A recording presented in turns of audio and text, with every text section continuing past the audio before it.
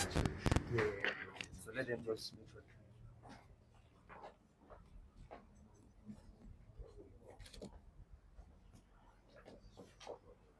Wait, let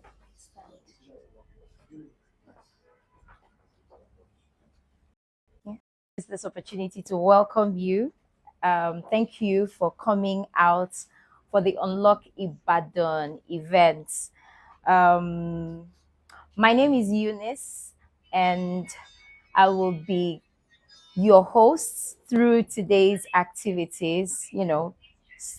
Taking you along the various and introducing on our various speakers that you have come out here to listen to, learn from, and hopefully share, because it's going to be an opportunity to share experience.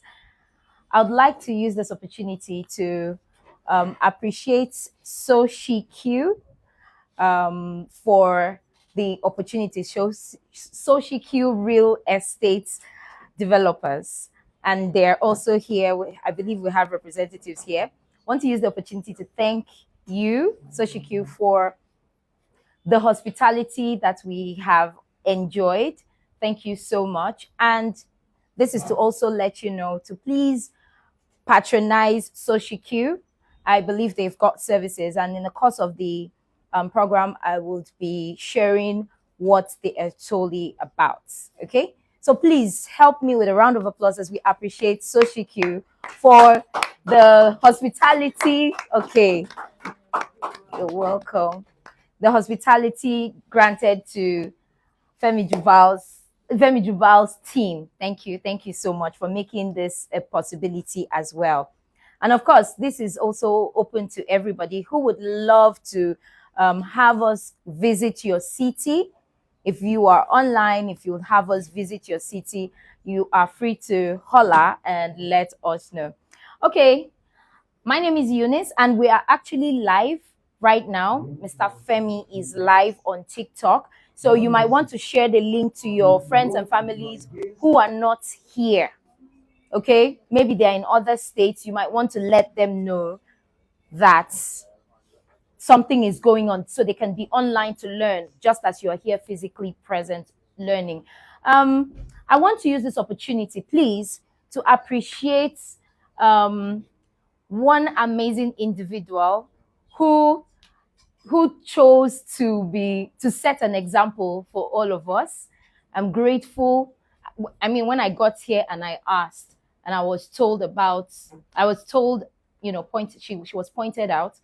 I felt humbled, and more so, I want to compliment her because she has more or less brought some sort of light to the Ibadan community. The reason I say this is because there's an attitude Abuja has. There's an attitude Lagos have. So I was hoping, which I had asked before I got here, and getting here, I saw that that was deferred. So please, madam, it's you. I know the surprise. Please, ma, kindly arise. I want all of us to appreciate her. Appreciate her first of all. You will know, you will know what I mean. Okay, ma, please, before you sit down, kindly tell us your name and where you are coming from, and probably tell us how you got to know about the event. Who invited you, if you were invited, or how you got to know about the event. Dr. Sophia Habere. I teach at the Leeds City University. Okay, Leeds City University. I'm the head of the department there. Okay. Married with children. Okay. And I got to know about this event through listening to Mr. Femi Jubal. Jubal on TikTok or Facebook? TikTok. Okay. And for a while, I know there is something like that. Okay. But I've not been able to really explore it. Okay. So I felt I listened to him first on that August, is it 8/8 thing? Okay. And in the morning, yes, in the morning, and I had to quickly write down my affirmation, Affirmations. and I had to time myself to attend to the second Events. event, the live event. And since then, I got interested and I felt, let me just come and discover myself. Let's see what Further. I can do on my own Okay. without necessarily going through anybody. Yes. Please, a round of applause. So, ma'am, wait now. Now, the reason for the appreciation is because you were the first to be here. So, please, a round of applause. We need to set this precedence because, the culture, by the time you're switching, many people have this mentality, African time. No. And thank God she mentioned she's a doctor of education. So I want to believe that the students around you, you would instill this in them. No, once it's my class, once They I know get in, to- you don't come in. Oh, those students at Lead City are at Lead City University, right? Huh.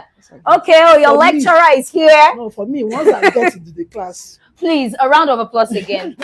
So, Ma, for early coming, this is the book, Transform Your Life with Numbers, How to Use the Power of Numbers to Manifest Abundance by Femi Jubal.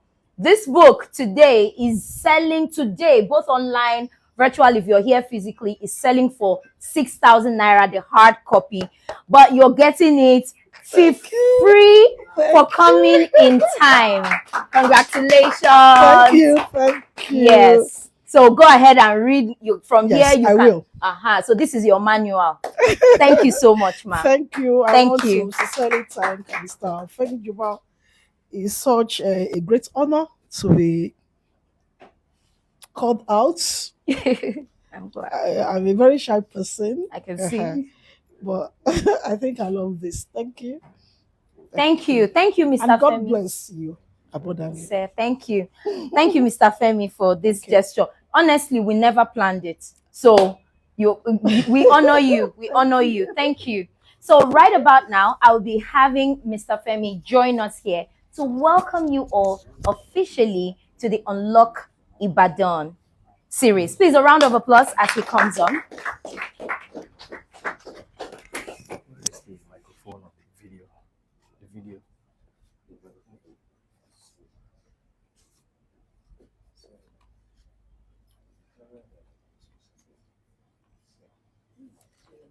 This one I'm to use for them. So that you go and sit outside, don't worry.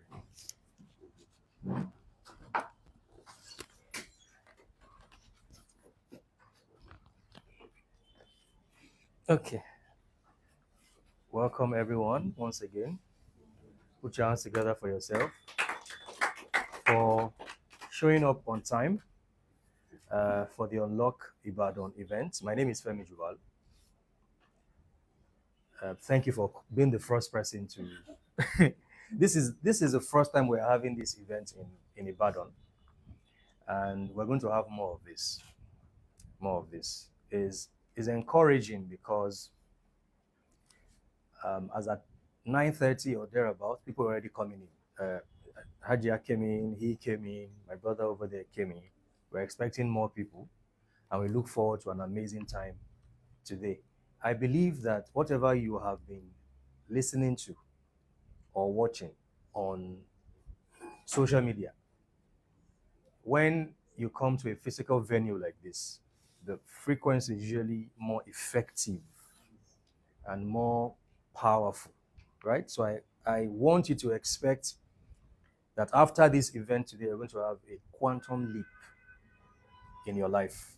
So once again, thank you for being part of the maiden edition of the Unlock Ibadan event. Thank you so much. A round of applause for yourselves once again. Now, let's get right to it. I want to make sure that every session is impactful, right? So before I leave, I would like you to do something. A lot of people came from different places, and probably you've gone through some minor kind of stress. So I want to be Femi Johnson this morning. So I want you to put your two hands on your laps. let's do some meditation. Let's do some breathing exercise, right? So your two hands on your laps. And just think about one thing that you expect from the Unlock Ibadan event. Just one thing that you expect to happen to you through this event. And then close your eyes. And then hold that thought in your mind's eye. Just hold that thought. Just one thing you expect to happen to you by virtue of your participation in this event. A lot of great things are happening. Just yesterday, someone sent me a message and said he never believed he could pay, his first rent, and sent me a receipt and showed me the big stuff, the small stuff, the medium stuff. A lot of amazing things are happening, and it can happen to you too. So just hold that thought. That's one thing. It can be healing in your body. It can be financial manifestation. It can be that you need a genuine partner. It can be a business opportunity. Just hold that one thought in your mind's eye. And then slowly breathe in. Slowly.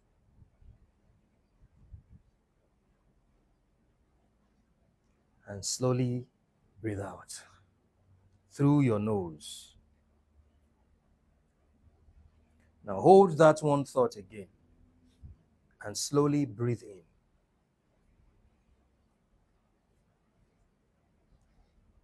And then breathe out. One more time. Slowly breathe in and hold that thought. And then breathe out. Now say after me, I am thankful. I am grateful for the amazing thing that has happened in my life. They manifest now. Now. Put your hands together for yourself. Please welcome this.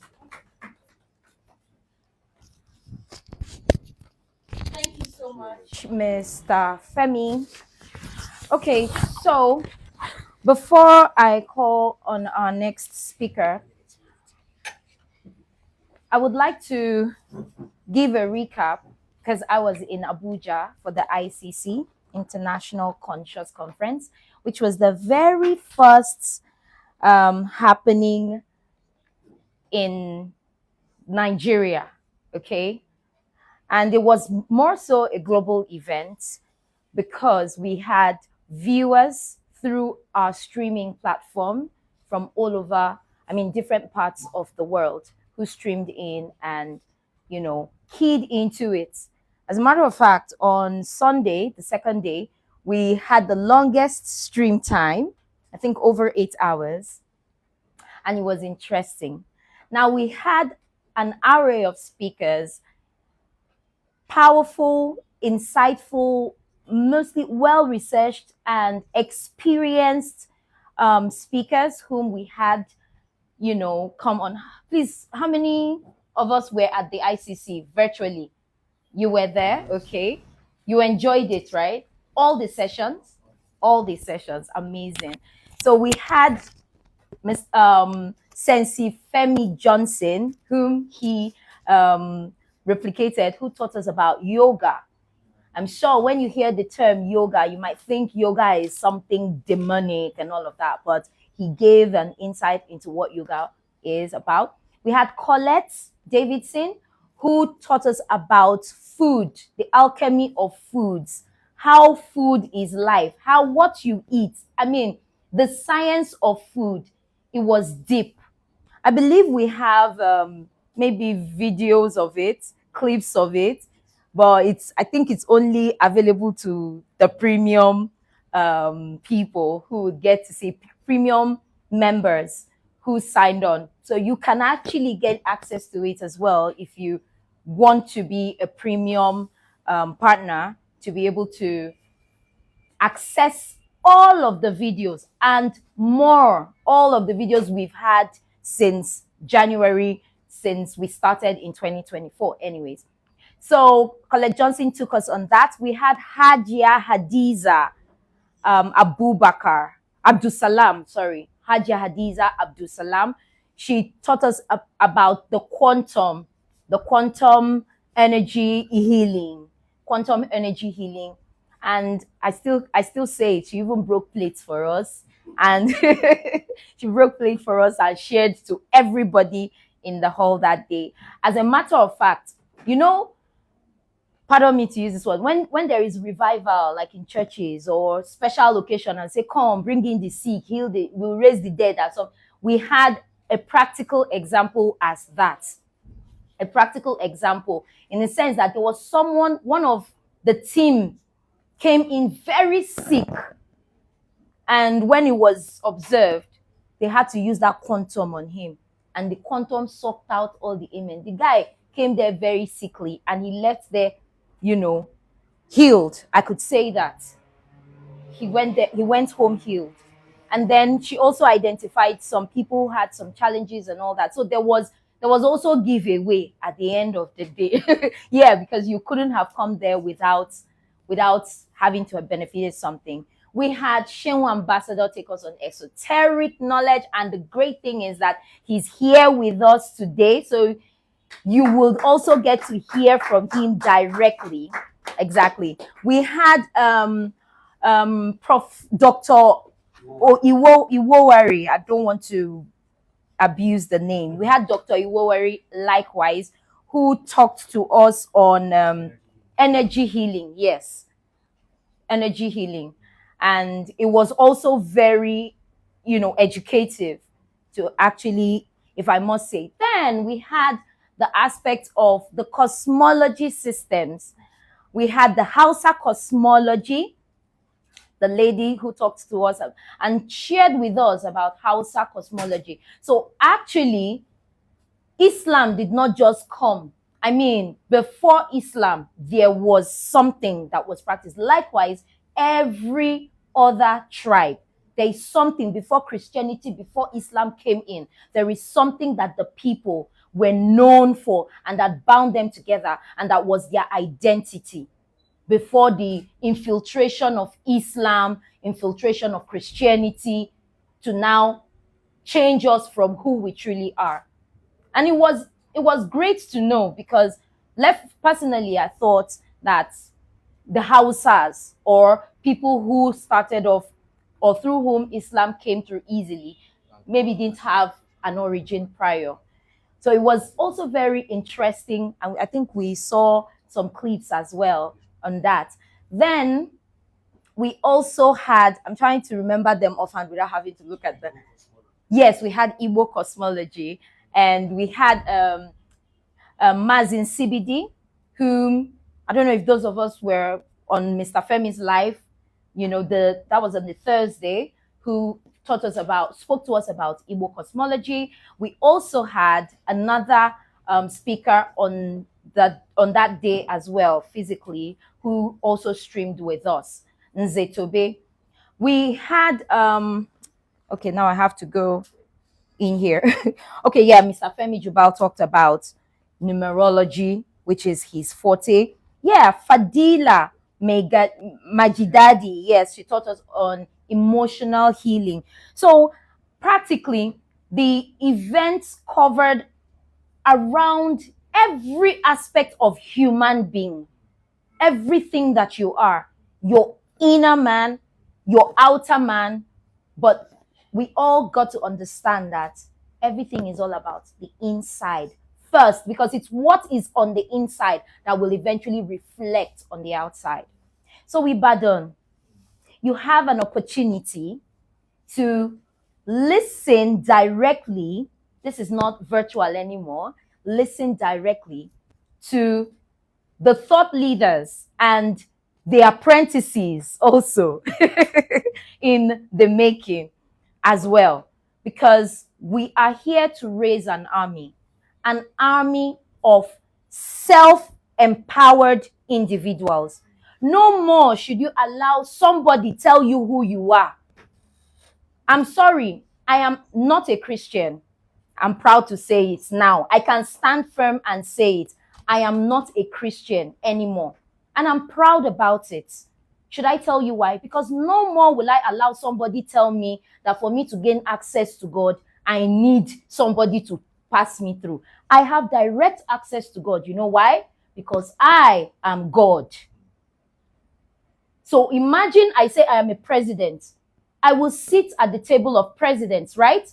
Imagine I am a king. I will sit at the table of kings. And that is how. So if I am God, where should I sit? At the table of gods. So this is an opportunity for you to delve deeper. Now, you might have other engagements and you want to hurry out maybe in 2 hours. Please, I beg of you, if you can, cancel. Please do. If you can't cancel, send someone to stand in for you or have them meet you here. I bet you if they come here, they may not want to leave. I told Mr. Femi we're going to be more than the number. He's hoping we have the numbers here, but we're going to be more than it, hopefully. So if you are watching us and you're anywhere in Ibadan, please make your way to the bunker. We're waiting for you. We have room enough to accommodate you. Likewise, you, if already the knowledge you're picking up will benefit somebody, maybe the wife-to-be, maybe your wife, maybe your husband, reach out to them now. Let them know that we are starting. Okay, now Mr. Femi Jubal he's an amazing sensation right now on the internet. There is no how you will come on TikTok and his videos will not pop up, right? Well, I'm glad I came across this amazing individual and I'm glad I am in close proximity with him now. But I can tell you, the very first time I met Mr. Femi was in February during the Unlock Abuja event. I actually had to come to Abuja for that event because I stay in Lagos. And I'm glad I did.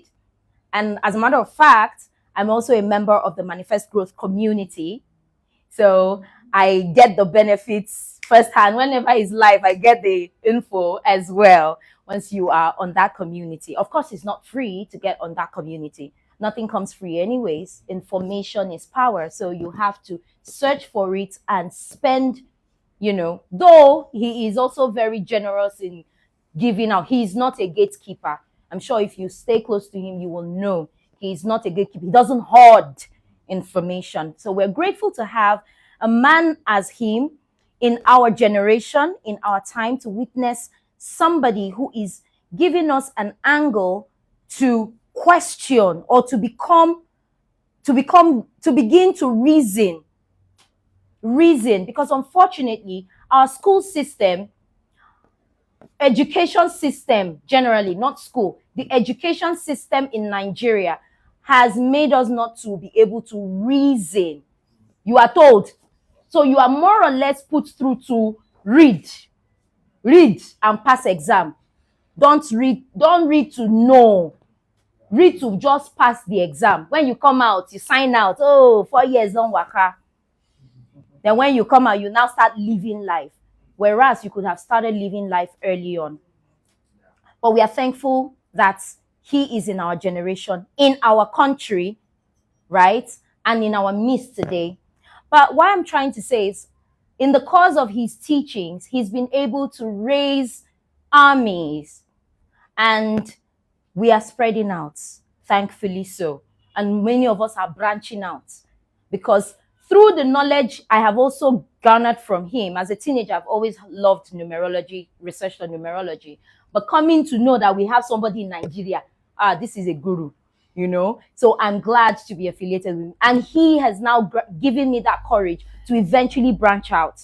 I'm a traditionalist, as I would say, right? And I'm firm and bold to say it wherever I find myself. Now he's raised and raising through the Femi Jubal Academy. Who would have thought that we would have an academy springing forth? So we have men who are knowledgeable now. And as a matter of fact, teaching. So if you come on the live, you sometimes don't hear Mr. Femi's voice. you hear a protege, right? And we're grateful to have a protege here with us, and he is the one I will be giving room to share with us now. He's none other than Luminate. He's a student. As I was asking him for his profile, and I'm like, oh, okay. And he just said, I'm a student. Okay, we are all students of life anyways. We're out here to learn. So please, ladies and gentlemen, kindly help me make welcome Luminate as he takes us and shares with us about numerology. So get your pen and papers ready to take notes and make calculations. Thank you. Luminate, over to you. Good day, everybody. Good day. Welcome to Unlock Ibadan. Okay, welcome to Unlock Ibadan. I have a confession to make. But before I make my confession, how many of us are happy to be here today? Fantastic. Okay, my confession is that when Mr. Femi told me that we'll be having Unlock Ibadan, I was scared. Even yesterday, I was sharing with Mr. Shon that, hey, hope people will turn up. But quite surprising for me, people turned up. And I want to say I'm very, very proud of everybody that came. I want you to smile and look at your neighbor and say, how are you doing today? Yeah, fantastic.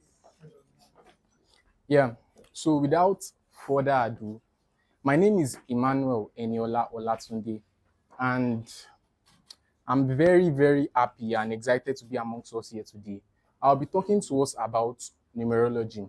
I'm talking about the behavioral patterns of numbers and the gifts attached to each numbers. So before I go into them, I need to explain what numerology is for those who are just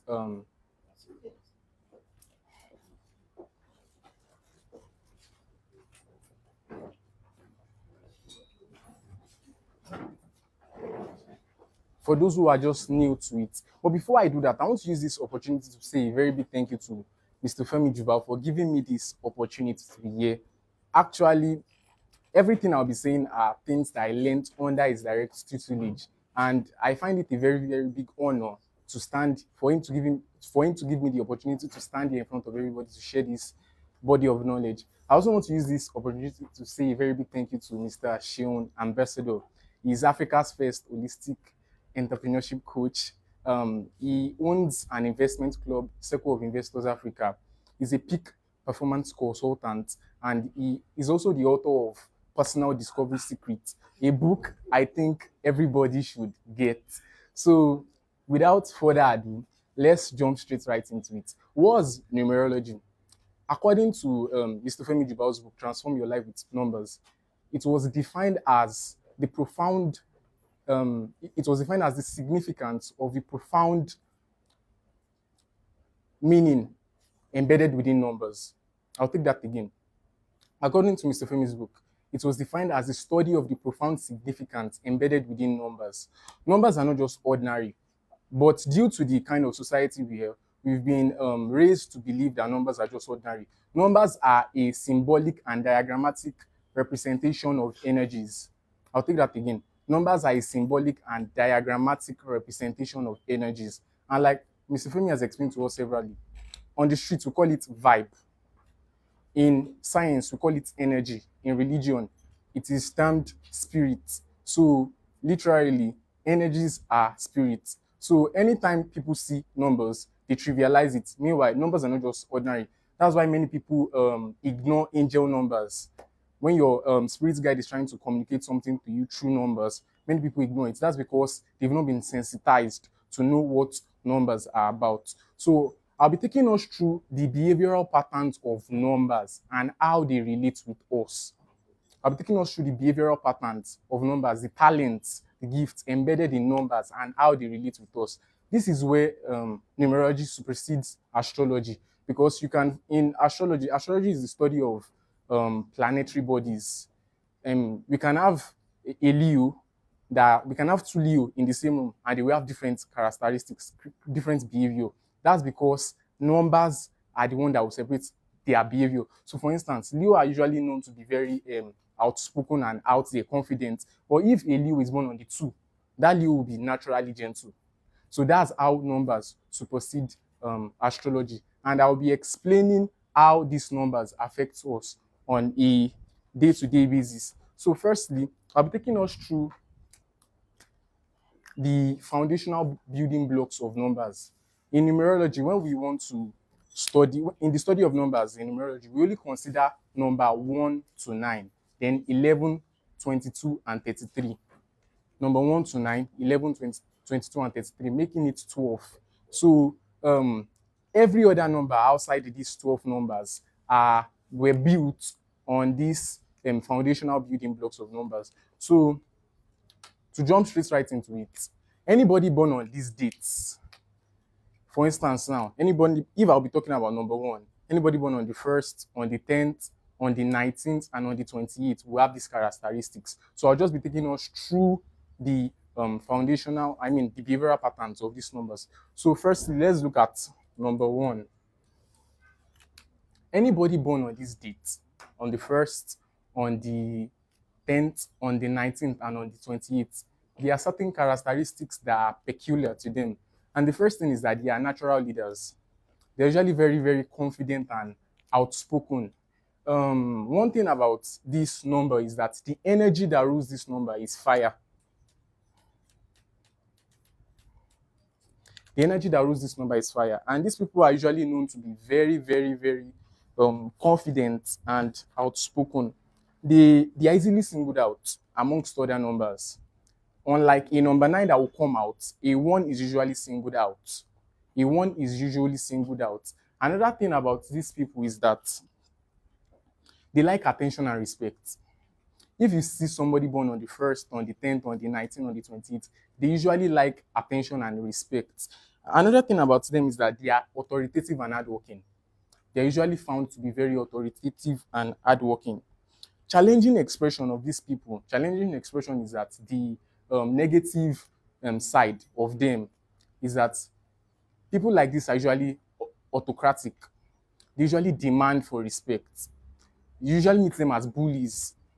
So as a number 1, if you know the challenging expression of your number, it helps you work better on that challenging expression to be a better person. Another thing about these people is that they like struggling alone. They usually believe they can do everything on their own. They like struggling alone. So as a number 1, you need to understand that you don't have to do everything all by yourself. You can ask for the help of others. Career paths for these people don't usually do well working under somebody. So if you are a number 1 and you are working under somebody currently, it is advisable that you should start up a business that you can aid on your own, so that you can always transmit it and send that energy to that business. If else, you'll be having issues at work. People will think you are insubordinate or rude. Meanwhile, you're just being you.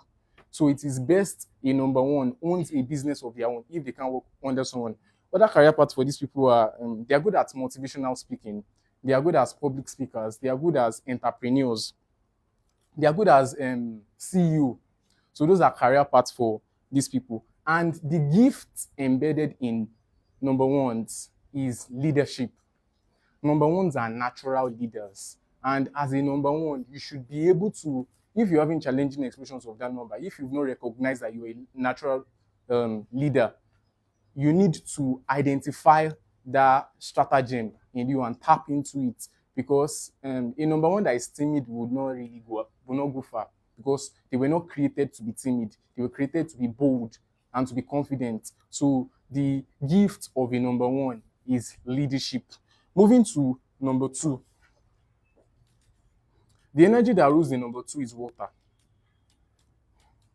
And in numerology, we call them the peacemakers, the harmony hunters. If you meet a number 2 for the first time, these people are usually calm and gentle. They are seen to be romantic. They are the one that, if you meet a guy that is a number 2, you meet him watching Z Word and K-drama. Yeah, that's how, those are the kind of people they are. They are usually very obedient and selfless. And these people do well. They do well best working under somebody. So if we have a class rep as a number 2, as a number 1, an assistant class rep will do best as a number 2. So those are the characteristics of a number 2. Another thing about number 2s is that they are very sensitive. They pay attention to details. And these people, due to their high sense of due to their high sense of details, they are naturally intuitive. So they see things people don't naturally see. So that's another thing about number two. They love cooperation. If you have a number two as a classmate, they want you to do assignments for them. They're usually lazy. So moving to the challenging expression of a number two. Number twos need to learn to be independent. Like I said before, they usually like people doing things for them. They don't like doing things on their own. They need to learn to stop procrastinating because number twos like to procrastinate a lot. They also have what we call laid back attitude. They have this laid back, I will do it later. And it is not something good because it causes setback in their journey in life. Another thing about number two is that you find them to be very shy. They find it difficult to express and defend themselves. If something happens, for instance, they find it difficult to express themselves.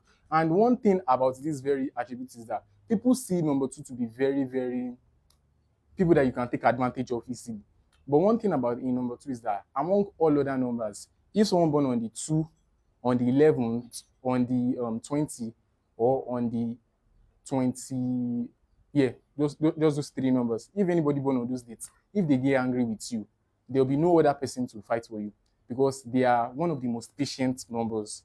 And anytime these people get angry, they usually implode. So if you hear a scenario of somebody stabbing their wife or stabbing their husband, it is usually a number two than a number one. Because if a number one would get angry, for instance, it's just once and for all. But a number two would be consumed with rage by the time they get angry. So those are one of the challenging expressions of a number two. They usually have low self-esteem too. They usually have low self-esteem. That's another thing number twos need to work on. They are a yes person. Yes, yes, yes, yes, yes. If you have them as a partner in a relationship, babe, should we go there? Yes. Okay, what of this one and this one? Anyone you want. They usually seem to be indecisive too. Very, very indecisive. So looking at career paths for number two, due to the fact that they are sensitive people, they'll be good therapists, they'll be good counselors, they'll also be good HR specialists, human resource specialists. They'll also be good event planners, and they'll be fantastic diplomats and ambassadors because of their conflict resolution skills. The gift of a number two is that they are naturally intuitive. They understand people's feelings. That's why anytime people see a number two, if you're a number two, you realize that people just tend to cast their burden on you. They don't know you from anywhere. They just start telling you everything about their life. That's because they are empaths. Let me put it that way. They are empaths. So moving to number three, the energy that rules the number three is fire. And these people, they're a wonderful set of people. We call them the creative dynamo in numerology. Anytime you meet a number three for the first time, you usually find them to be very, very expressive. Everything about a number three is speaking. If they move their eyes like this, everybody will start laughing. If anything they do, people easily understand them. That's because the energy, the spirit that rules them is an expressive one. They are found to be very, very expressive. Another thing about these people is that they are initiators and instigators. They might not stand at the forefront, but if trouble will sup, they are the one that will instigate and initiate it. So these people are also, they are found to be very, very creative. Very, very creative. Another thing about the number threes is that their challenging expression is that they multitask due to the fact that they are overthinkers. So one thing about threes is that they're usually lost in thoughts because as they are doing something, they are planning 3 other things in their brain. So they are usually lost in thoughts and they multitask. And one thing about the number three is that they shouldn't multitask because they say a jack of all trades is master of nothing. So eventually, when you try catching everything, you realize that you're catching the air. So another thing about threes is that they like exaggerating due to the fact that they're always talking. They love exaggerating. Another thing about a number three is that when it comes to challenging expression, if you are not a reader, a constant reader as a three, it is not advisable for you to open your mouth because people usually easily notice empty-headed threes because it is very easy to identify them. Everything about themselves, they easily express it out.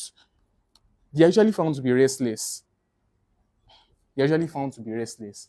Career path for 3, due to the fact that they are very expressive, acting, they can work as an actor, an actress, a journalist, a radio man, anything that will help them express that energy. Those are places that A3 can work on. Moving from 3 to the number 4. The number 4 energy is the energy for law and order. And the energy that rules them is earth. So we find these people to be usually very, very stubborn. They are always rigid. Let me talk about their challenging expression self first. They are very argumentative. It's their opinion. They cherish, they will hear you. They are very patient listeners. But it's what they will do, they will do. That's one thing about these people. Another thing about these people is that they are, like I've said before, they are stubborn. They are also pessimistic.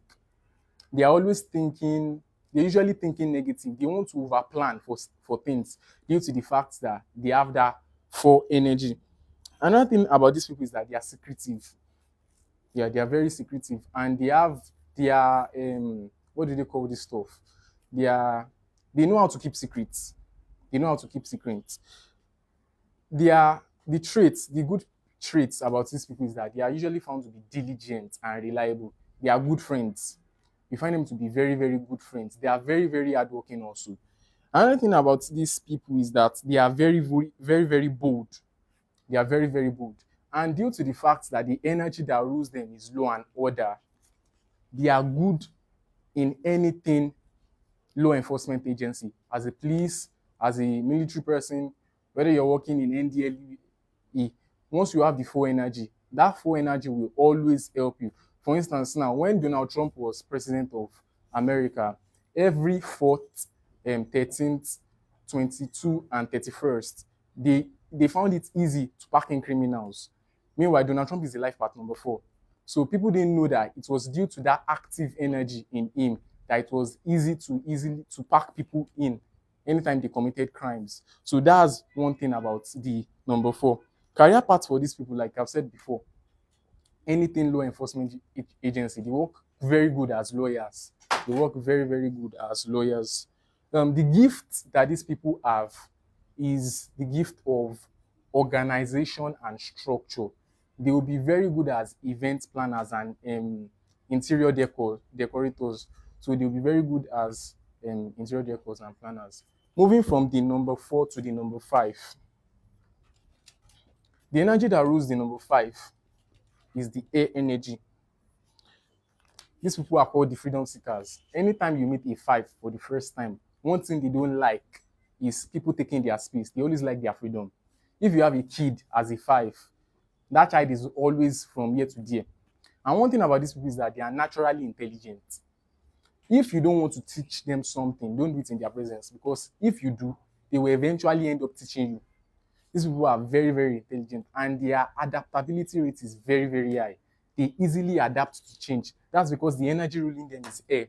Air can take in any form or shape.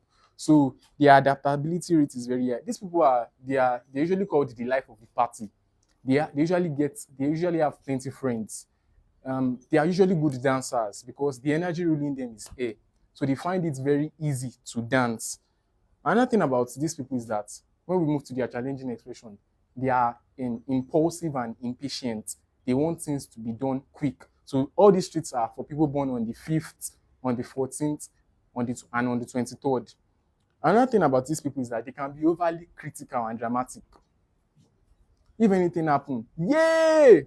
They know how to exclaim a lot over little things. So another challenging expression of number 5 is that they're usually inattentive, especially to details.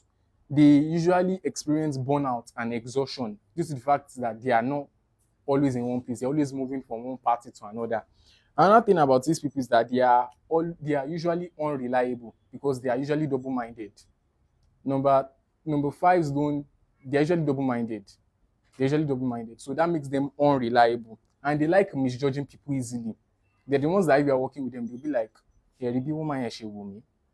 yeah, those are challenging expressions of a number 5. It's 5 that you usually meet that way. The gift of a number 5 is they are the liberators. So if you meet a 5, they have the energy to liberate. They have the energy to liberate. They are the opposite of 4. Moving from 5 to 6, the energy that rules the 6 is Earth. In numerology, we call them the energy, they have the energy of the sacred mother. That is the energy of Mother Earth. These people, if you meet a guy that carries 6 energy, usually meet girls around them because the energy he's carrying is a feminine one. So if you have a class rep that is always doing tutorial for ladies, suspect 6. Suspect 6 in their energy. Another thing about number 6 is that they love nature and they love to nurture. They like to pamper and over care for somebody. And if we would move to the challenging expression of that particular trait, they tend to be overprotective over things that they love. They tend to be overprotective over things that they love. So moving back to their behavioral patterns, they are usually found to be playful. They love to play and to relate very well with people. They're usually slow. Because the energy that rules them is earth, and this energy is a rigid one. So you usually find them to be slow. They are very responsible and they love family. Moving to the challenging expression of a 6, these people are usually found to experience burnout. They don't watch out for themselves. They can go all out to save somebody else. In the process of doing that, they get injured. So number 3 should learn how to conserve their energy, and I would say take good investments. They should not do bad investments when they are relating with people. Career path for these people is that as a therapist, they work good as a therapist, as a counselor, due to their nurturing energy. They also do very good as a doctor, a nurse, any position that puts them in that place to nurture and guide people. The number 6 do very well there. So they are good teachers. A number 6 will also thrive in farming because the energy that rules them is earth. They thrive very well in farming and in cosmetic products because the energy ruling them is that of a female, the mother nature. So moving from the 6 to the 7, the energy that rules 7 is water. These people are usually found to be very, very intelligent. And the reason that these people are intelligent is because 7 is a spiritual number. So these people, okay, I've not spoken about the gift of a 6. The gift of a 6 is to nurture. So moving back to 7, these people are usually found to be intelligent and spiritual. And the reason they're spiritual is that you can meet somebody that is intelligent, yet the person is not spiritual. But there's no how you meet a spiritual person that is not intelligent. So that's why these people are naturally intelligent. And due to the fact that they are spiritual beings, they like being isolated and secluded, probably because they need to constantly get downloads from the spiritual realm. So one thing about being in isolation about them is that they shouldn't lay hands on addiction at all. Anytime they lay hands on addiction, it usually deals with them very badly. Probably gambling or any form of addiction, smoking. They shouldn't lay hands on any kind of addiction. They don't like drama. These people avoid drama. They carry the traits of a 2 silently. They usually get mood swings. Another thing about these people is that they are very, very curious. They like going down the rabbit hole. Their word is why. That's one word you meet with a 7. So if you have a kid that is 7, you always hear why from their mouth. Why? Mommy, why? Daddy, why? That's because they have the 7 energy. They are naturally curious. Another thing about these people is that they get emotional easily. Sometimes you might just be playing with them and they just tend to get emotional. Another thing about these people is that they love sleeping. And their gift is somewhat attached to sleeping. Yeah. They love watching movies and they love reading. It's usually a 7 you meet reading movie in the toilet. Yeah, that's one thing you meet 7s do. So moving from their behavioral patterns to their challenging expression, these people are usually carried away, especially in their thoughts, because they are very, very critical thinkers. They are what they do. They do this thing Mr. Femi calls analysis paralysis. And one thing about these people is that when it comes to their challenging expression, they like carrying unnecessary baggages. So if you meet a girl that is a 7, that has 7 energy, probably you're dating, in her bag, you can meet everything inside the house because they always feel they need everything. So they like carrying unnecessary. You can meet fan inside a girl's bag if she's a 7. You can meet anything. And another thing about this 7 energy is that they also like pursuing unnecessary knowledge. For instance, I'm a 7 now, so I understand that if I want to pursue any knowledge, I need to pursue the kind of knowledge that will catapult me to the next phase of my life. But unlike many other 7s, they're usually grounded and lost in knowledge. I met somebody of recent who is like a big brother to me, and he was like, there was even a time he was studying on how to interpret people's posture. That's challenging expression of 7. So if you would be going for any knowledge, if anything is going to take your interest, you should make sure that it is not something that will take away your time and energy. Like I've said before, they usually end up with addictions. They're challenging expression. These people are always suspicious too. These people are always, you find them to be very suspicious, and they have mood swings. Usually have mood swings. The talent of these people, the gift of these people is that they are natural dreamers. They are natural dreamers and they are blessed with wisdom. So if you meet somebody born on the 7th, on the 16th, and on the 25th, these people are natural dreamers, and it is a gift because the kind of dreams they usually dream, they are not just dreams that are used to send message. Naturally, dreams are used to send message. The kind of dreams they dream, if you ask a 7, you just hear that that's because they are spiritual beings and their souls are very restless. So they constantly move from the I'll call it physical realm to the dreamverse.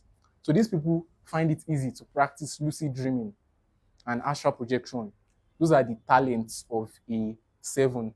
Moving from the 7 to the 8, the energy that rules the 8 is the energy of wealth and abundance, what Yoruba will call Aje. So these people, the element ruling them is earth. One thing about these people is that they find it very, very easy to make money, though they go through many challenges in life because 8 is a karmic number. If you look at the diagram of an 8, it is what goes around comes around. So it's a very, very karmic number. One thing about this number is that if an 8 does not learn to give, that 8 cannot receive. So 8 needs to constantly be in that giving spirit. Another thing about 8 is that when we move to the challenging expressions, they think everything is money. They think everything is money. They think they can do everything with money. Meanwhile, it's not everything you can do with money. These people are usually seem to be good planners. They usually seem to be very persistent because they love money. So their characteristics is more like a 1. It shows that a 1 will put priority over leadership. These ones will be chasing money. So if you are probably in a school, probably a university, you see these people going for probably SUG. This one wants to go for social director or something. You understand? Because they like the money. They always want the money. Another thing about these people is that they love external attachments like rings, jewelries, and trinkets. They usually love external attachments. And one thing about this thing is that they usually use it to fill voids that are in their life. They feel they can use it to fill in that hole that they have in their life. Moving to their challenging expression, they're usually too serious with life. It should try to smile. They're usually too serious with life. Another thing about these people is that they love gossips. They love gossips and they can be very revengeful. And they can be very vengeful, I mean. Money isn't everything, like I've said before. So it should calm down about money. Another thing about these people is that they usually seek external validation. They want people to validate and approve of them. So you don't always necessarily need people's external validation. The talent or gifts attached to a number 8 is that they know how to generate abundance naturally. So that's the talent that it has. Moving from the 8 to the 9, the energy of the number 9 is spirit. Before I move to 9, career path for a number 8, anything that puts them in money. A banker, an insurance group, anything that puts them near money. They do very, very well there, and they are good planners. So they do well as real estate agents because of this earth energy. So moving from the 8 to the 9, the energy that rules the 9 is spirit. So if you look it up online, career paths for a 9, you will meet more than two things: philanthropist and humanitarian. That's because the information on 9 is a gatekept energy.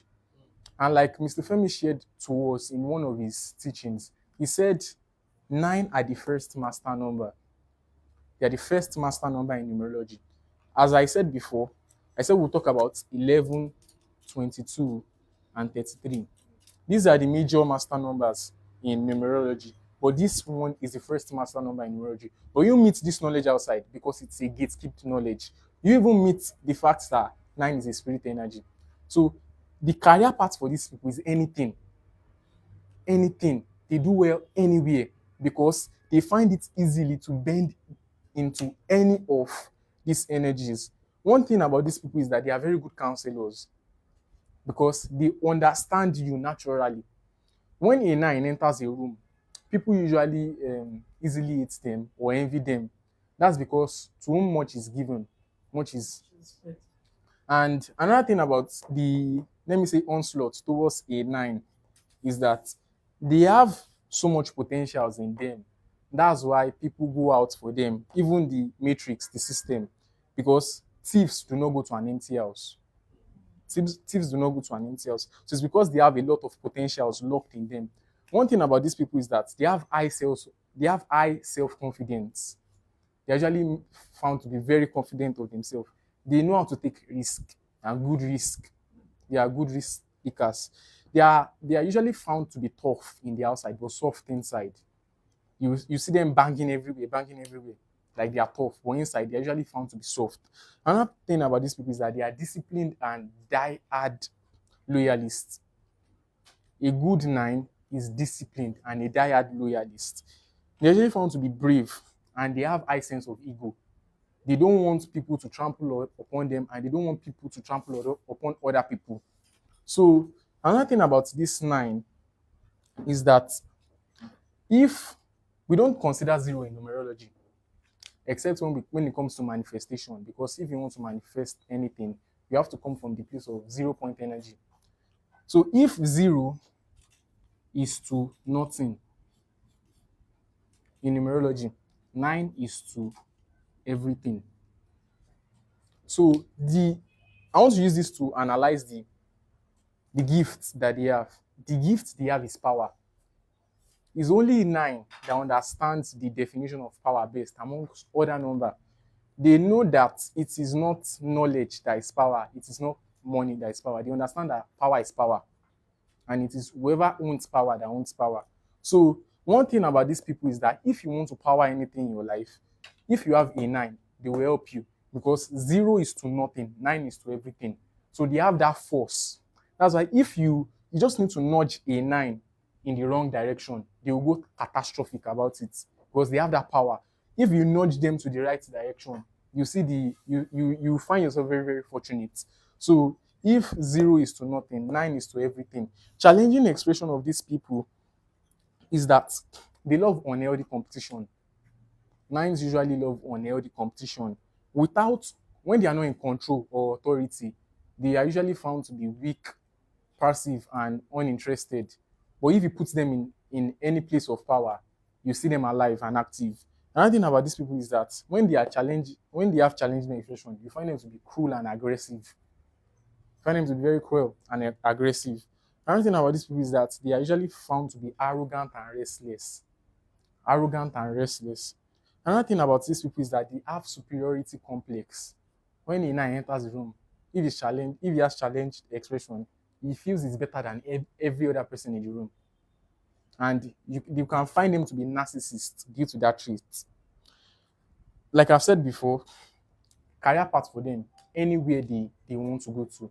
You usually find these people to be politicians. Usually find them to be politicians. And anywhere they want to go, their gift is power. So moving from a 9 to master number 11, the elements that rules this number, the reason we call this number as master number are because the energy ruling them is usually 2. The energy ruling them is 2. So for instance, the energy ruling a master number 11 is fire and water.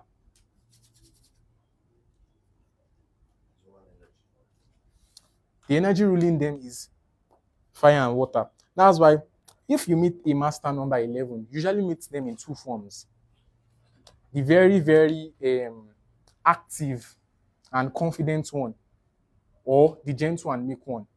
This is also due to other active numbers in their energy. So if 11 has 7, you meet him in this form just because of the water energy. If 11 has 3, you meet him to be the opposite. So these people are usually, they are found to be very, very confident.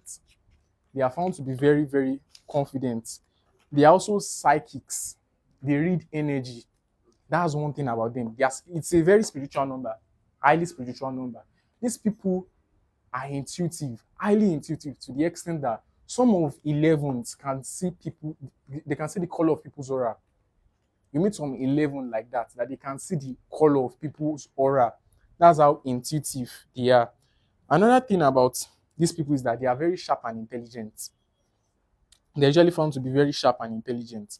Career paths for a master number 11 are career paths of a 1 and 2.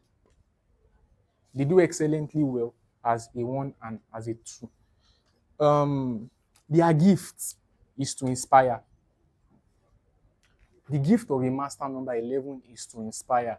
And like the sun, they are a light to many others.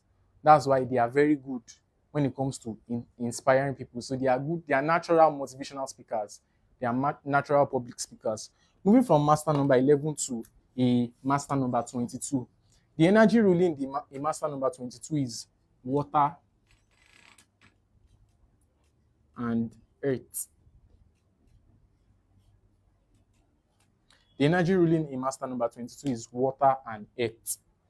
One thing about a 22 is that if you meet a master number 22 for the first time, you will think a master number 22 is quiet. When they talk with you, you will wish they were quiet. When you know them, you'll be afraid when they are quiet. That's one thing about them. When you meet them for the first time, you think they are cold and reserved. When you talk with them, you wish they were quiet. But when you know them, you'll be afraid when they are quiet. These people are found to be perfectionists. So if a 22 puts his power bank somewhere and you move it and you return it back, they'll tell you didn't put it well. If you sweep somewhere for them, they'll tell you didn't sweep it well. So, and that's because of the 4 energy that they have. So these people they are found to be very argumentative too. Very, very argumentative. And what we call them in numerology, we call them the master builders, because these people are very, very good in building anything. They build people well. They build houses, anything building, construction. So naturally, a 22 should be into real estate or anything construction. A 22 can also have career paths of a 2 and a 4. It's part of why we call them master number. And mind you, when we say master number, some people tend to think that it is a spiritual, something special. It is nothing, it's not something special that much. It's just that to whom much is given, much is fully deserved. These numbers, they are very highly responsible numbers. It takes a lot of responsibilities to vibrate these numbers very, very excellently well. So moving from a 22 to a master number 33. A master number 33, the energy ruling these people is the energy of fire and earth. And because they have a double 3 in their number, they are blessed with the spirit of utterance. So you find these people to flow very well when it comes to utterance. If a 3 wants to sell anything to you, they will sell it to you and they will even sell you down. That's how good they are. One thing about these people is that due to the fact that they have that 6 energy with the 3 combined, anytime you talk to them, they always know the right advice to give you. Sometimes a 3 would give you so much advice and they'll be looking at, wait, where did that come from? Even if I apply that advice to my life, I know I will not be here. Yes, that's one thing about master number 33. So they they are found to be very, very they know how to express themselves naturally, very, very naturally. These people, when it comes to their challenging expression, they like to exaggerate. They can over exaggerate. When if you tell them to narrate a picture to you, they will over exaggerate. That's because of their over expressiveness. Another thing about these people is that they are attention maniacs. They always want attention everywhere they go. They always want eyes to be on them. So the superpower of a 33 is enlightenment. They are meant to enlighten people. The superpower of a 22, or the gift of a 22, is to build. So basically, that's all we have on the behavioral patterns and gifts of numbers from 1 to 33. So now that we now know the behavioral patterns of all these numbers, what are now their importance to our life? So I'll be taking us through 8 different importance of numbers, the knowledge of numerology to our life personally. So when we look at the physical, or let me start from the mental aspect. Mentally, many people move about life with zero knowledge of self, and they lack sense of purpose. That's because they don't know who they are. I usually say, if you don't know who you are, you can never know who you will become. It is when you know who you are, you can decide to shape your reality to whatever reality you want to shape it to. If you don't know where you're coming from, you can never know where you're going to. So numerology helps you know your tribe, helps you know where you're coming from.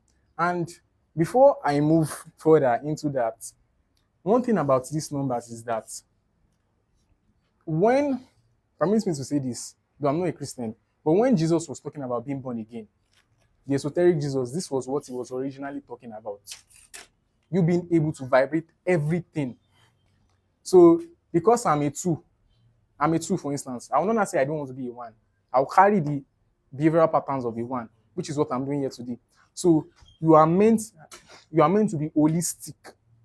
When you vibrate all these numbers, in the process of vibrating all these numbers, you also go through their challenging expressions.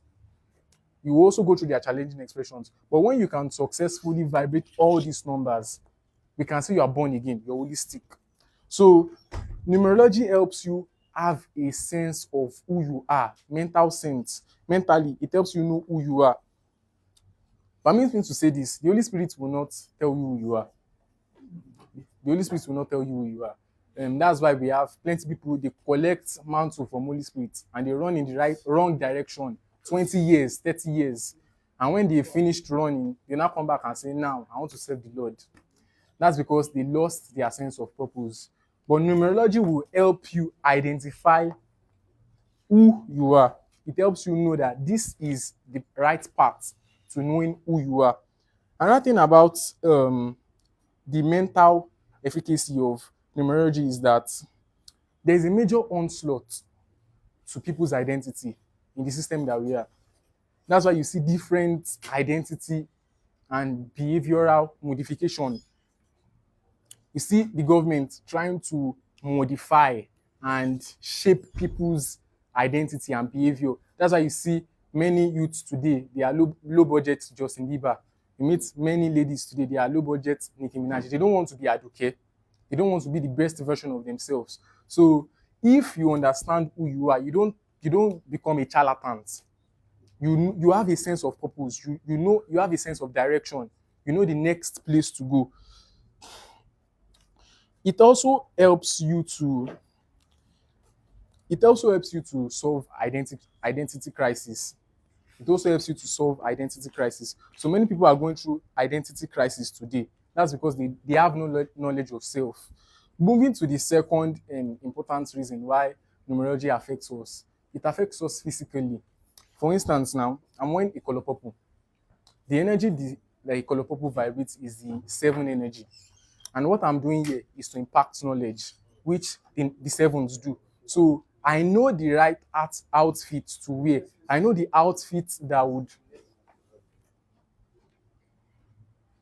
I know the outfit that would.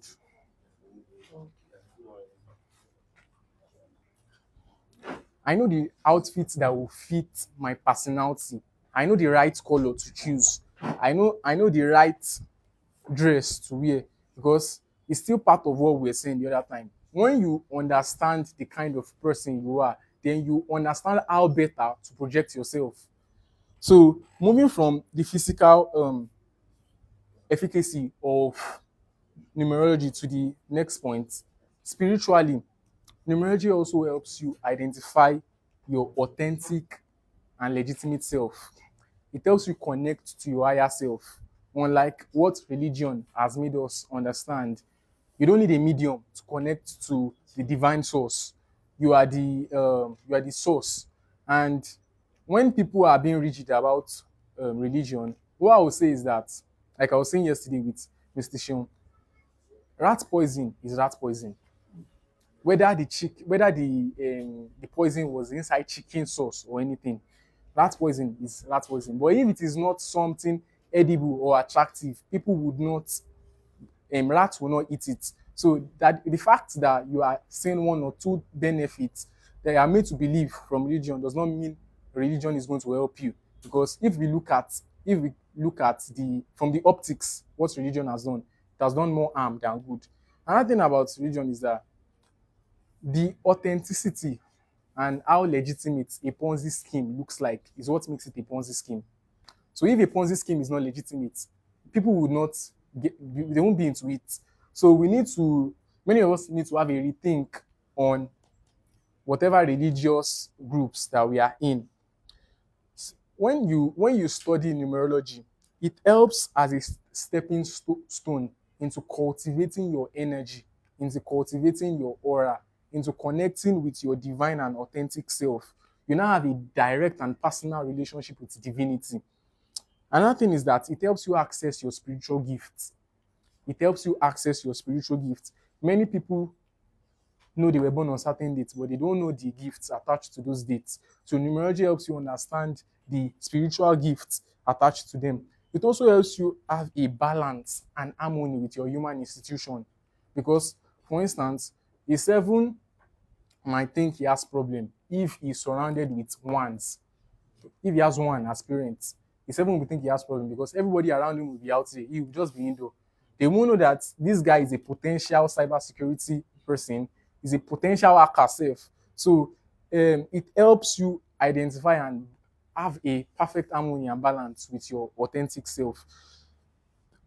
It also helps you understand your karmic lesson and your spiritual path. Moving to the life path number. So it helps you understand your spiritual path in life.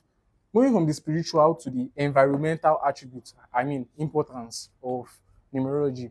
Environmentally, it helps you connect with nature, especially when you know your elements. You know how best to connect with nature when you know your elements. Another thing is that it helps you develop sustainability habits in the particular geographic environment that you're in. For instance, next year is the universal year 9, and Nigeria carries a lot of 9. So naturally, I know that many things will end next year. So once I know that many things will end next year, I can decide to make many things I don't want in my life to end with next year.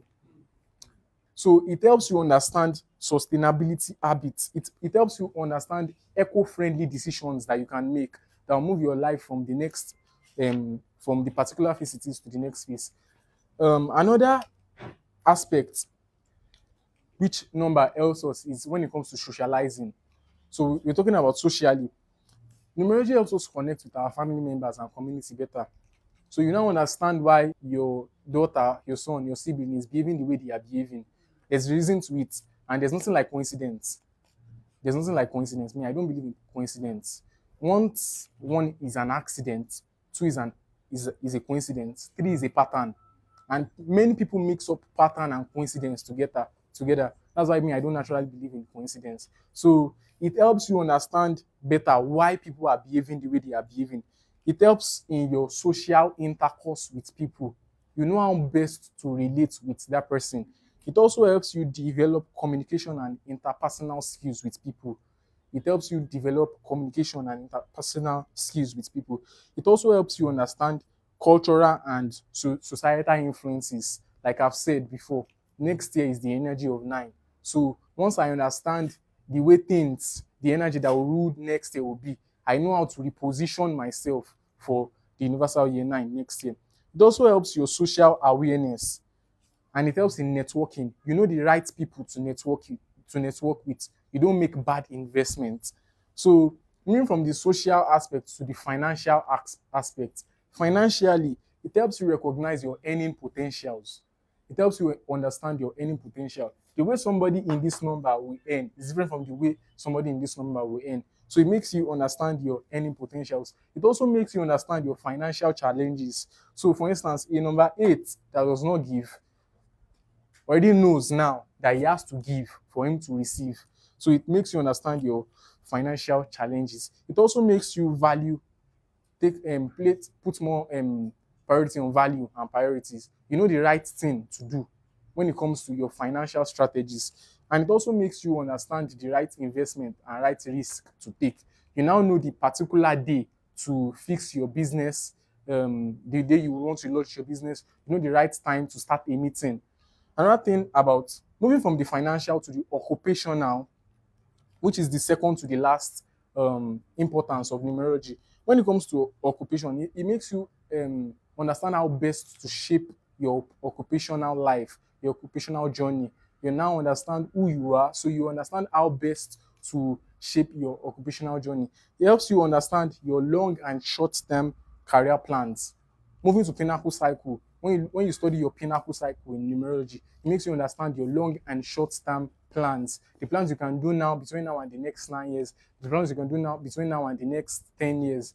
Numerology helps with that. It also helps in making you harness and develop your professional strength. Because when you understand who you are and you understand the strength and the weaknesses you are, you can now transmit it and convert them to your professional strength. Another thing about the occupational advantage of numerology is that when it comes to your soul urge number, you now understand your desires and your motivation when it comes to career. So you know the right thing, you know the right career to pick based on your desires. So lastly, numerology helps in when it comes to your love and relationship life. It helps when it comes to your love and relationship life. You understand the right person to be with. It helps you in compatibility. It helps you understand the emotional tendencies of your partner. It helps you know the possible behavioral patterns or tendencies of your partner. It also helps you know how emotionally resilient your number is. So for instance, a 4, though is rigid, should understand that a 2 is going to be soft. So it helps you understand the emotional resilience and how balanced emotionally your partner is. It also helps you understand the kind of attachment patterns and how your partner expresses love. Another thing about the how numerology affects our love life is that it helps us understand how to identify potential conflicts. And looking at all this, they contribute to an holistic personal development. One secret that I would like to tell us is that in any situation of life that we are in, once 2 plus 2 cannot give us 4, we need to look at that situation and not just think it's a coincidence or something. Thank you so much for having me here. Don't go because we have questions. Okay. The slip I gave you, there's a question there, and Okay. then I believe that there are questions, right? Okay. Do we have questions? Okay, so I guess it's just one question then. It's not even a question, it's Okay. an observation. Yes.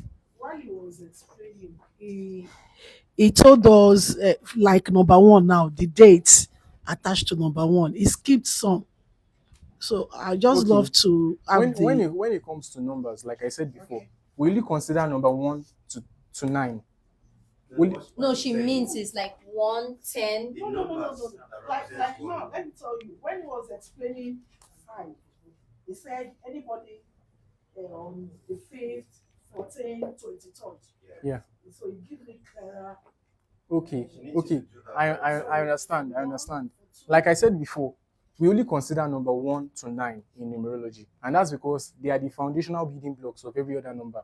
So even if you have 9,900 and something, you can, when you add them up together, and the singular digit they give you is the number you'll be considering. So if you have somebody born on any date, you just need to singularize the number You just need to sum them up together. So whatever number they give you is the number that you'll be considering. So for instance, someone born on the 24th, that's 2 plus 4.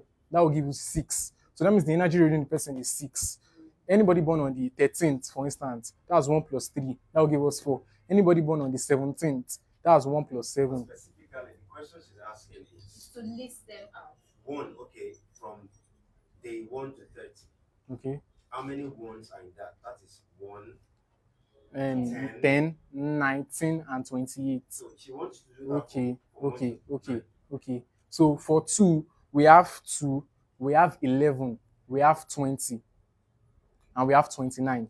That's for 2. For 3, we have 3rd, we have 12, we have 21st, and we have 30.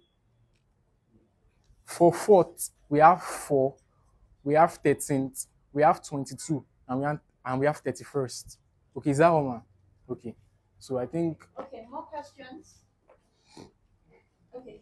Okay, you have a You're question, going sir. to do for 5th, 6th, 7th. They No, don't she said she understand. already understands. Is that Please, how do we connect our numbers to our spirituality? Okay. Like I said before, when you know your number, it helps you identify your authentic self. In your spiritual journey, what is most important is your higher self.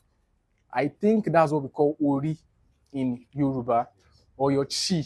So when you understand your elements, and for instance now, as a 4, I'm in life at number 4. Anytime I want to pray, I go barefooted, I ground. That's because the energy ruling is earth. So in religion, you won't be taught that. You won't know that. They just tell you just pray. Probably it's the pastor that will be doing that for you, and they will take the glory. So it helps you understand how you connect with your spiritual self later. And also your numbers. Sorry. Yes, ma'am. Like now, you said, okay, you said 14 is a 5. Yeah. 29 is a what? Is 11, which is a 2, and also a So- master number. Oh, that means 29 now is a 2 and Yes. 11. Yes. So an 11 will be vibrating 2 numbers. We're vibrating 11. We're vibrating 1 and 2. It's just that when they are vibrating 1, their 1 will be double 1. That's why we call them master numbers. So moving back to your question, there are other deep hidden or cultic practices embedded in numerology, like power cycle. The power cycle is another means through which you can use to cultivate your higher self and develop yourself. So I can't say more than that for now. Those knowledge, you need to get them. Yeah. So Please, next question. Who's got? okay, please. You didn't mention the gift for 3. Oh, sorry. The gift of a 3 is to communicate. To communicate, regardless of whatever thing you're into, always make sure you're in constant communication with people, because people notice and see you better when you communicate. Another thing about 5, permit me to say, is that if you know you carry the energy of 5, you need to consciously smell nice, because the energy really is air.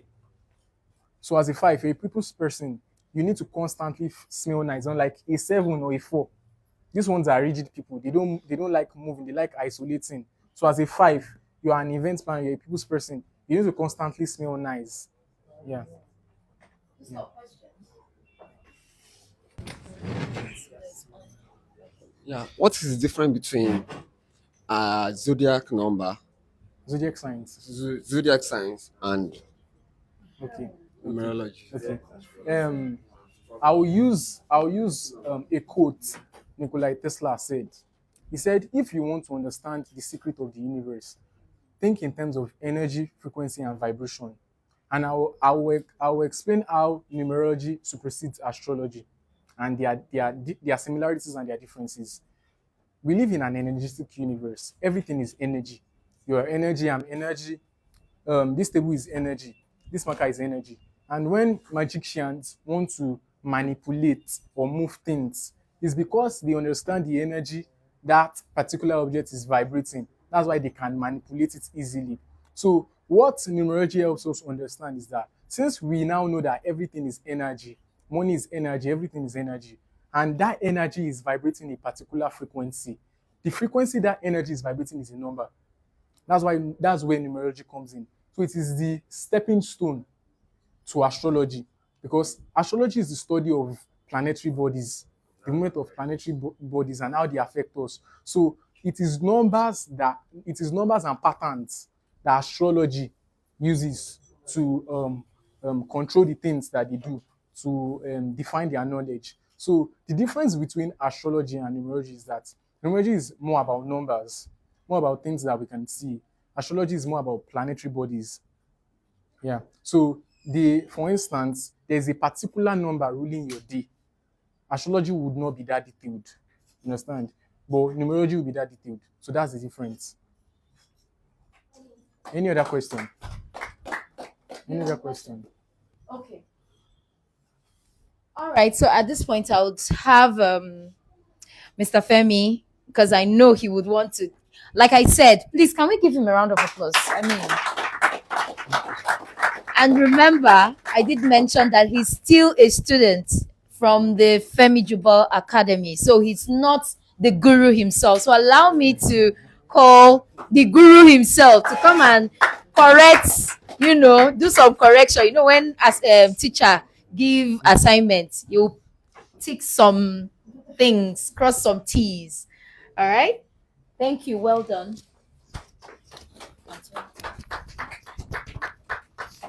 First and foremost, there is nothing to correct. Awesome. That was just simply splendid. Please, a round of applause for Luminate. Things like this make me proud. Yeah. The analysis paralysis. Thank you, Luminate. Thank you. Let me just say a few things before we have the next speaker. Are you Dr. Oduwole? Wow. When you walked in, I saw a Wi-Fi. It says Dr. Oduwole. Dr. Oduwole. It's nice to have you, sir. Thank you for coming. This is one of in the alternative medicine industry or field. This is one of the most competent people, and we're glad to have you here, sir. We'll speak more later. Thank you so much. Okay, good. Let me quickly, take this to the next level briefly, because it seems as though we have more time than we thought we had. Right.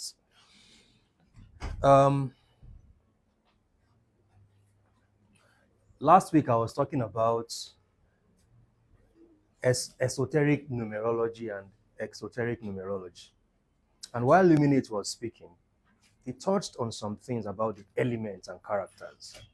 And while he was doing that, he actually activated something in me, especially about the number 9, right?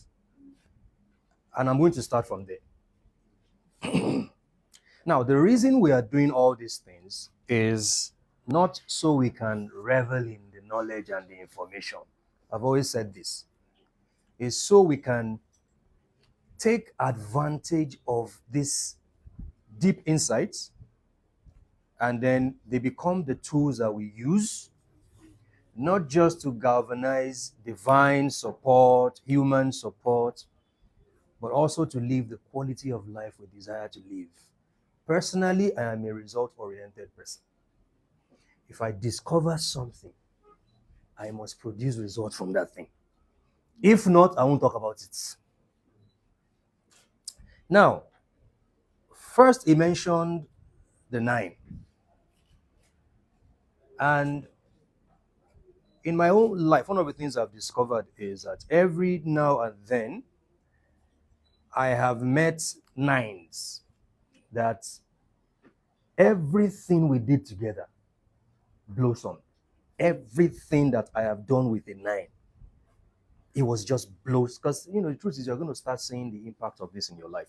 There are many people right now that until you started listening to this, watching us, you were not aware of this. But I have used this at the private level to power a lot of things in my life. Now, it took me, while he was talking, it took me to Joseph, Joseph Stalin of the Soviet Union. He was a 9, right? Now, if you study that war, Adolf Hitler was doing what? He was terrorizing the world. Then there was this alliance between the United Kingdom and the Soviet Union. The whole game changed when Stalin stepped in. Go and check, do your research on it. I've watched a lot of documentaries about it. Everything changed when Stalin stepped into the game. And the victory from that war, a lot of the credit, that's why they refer to Stalin as the hero and the destroyer. Right. I wanted to make sure I chip this in, that, listen, you can be a master number 11, 22, and 33, but I'm saying this to you as someone who doesn't get key. The first master number is 9. So now, what do you do with this information? Because that's the next thing that comes to my mind if I hear something like this. Who are the 9s around me that are energetically aligned? Because there is the energetic alignment, because there are some 9s who are just buffons. Challenging expression. So you are either experiencing a challenging expression or you are energetically aligned. Now, I'll just focus on 9 because we are moving into October in Nigeria and it's going to be Nigeria's personal year 1. Right? And then you can now integrate this information into your personal, because that's what I'm doing. You integrate this into your personal life. You mentioned something about Donald Trump. Not many people know that. Not many people know that every event that you watch on TV, they are based on esoteric dimension. The World Cup, the Olympics, even religious events. We just finished Lionsgate Portal. When did they celebrate Isheshe Day? August. I was saying that a lot of religious institutions, they have special programs during the Leo season. Right. So when you look at the esoteric dimension of numerology and you study the power of the 9, because this is more or less like an assignment to everybody here.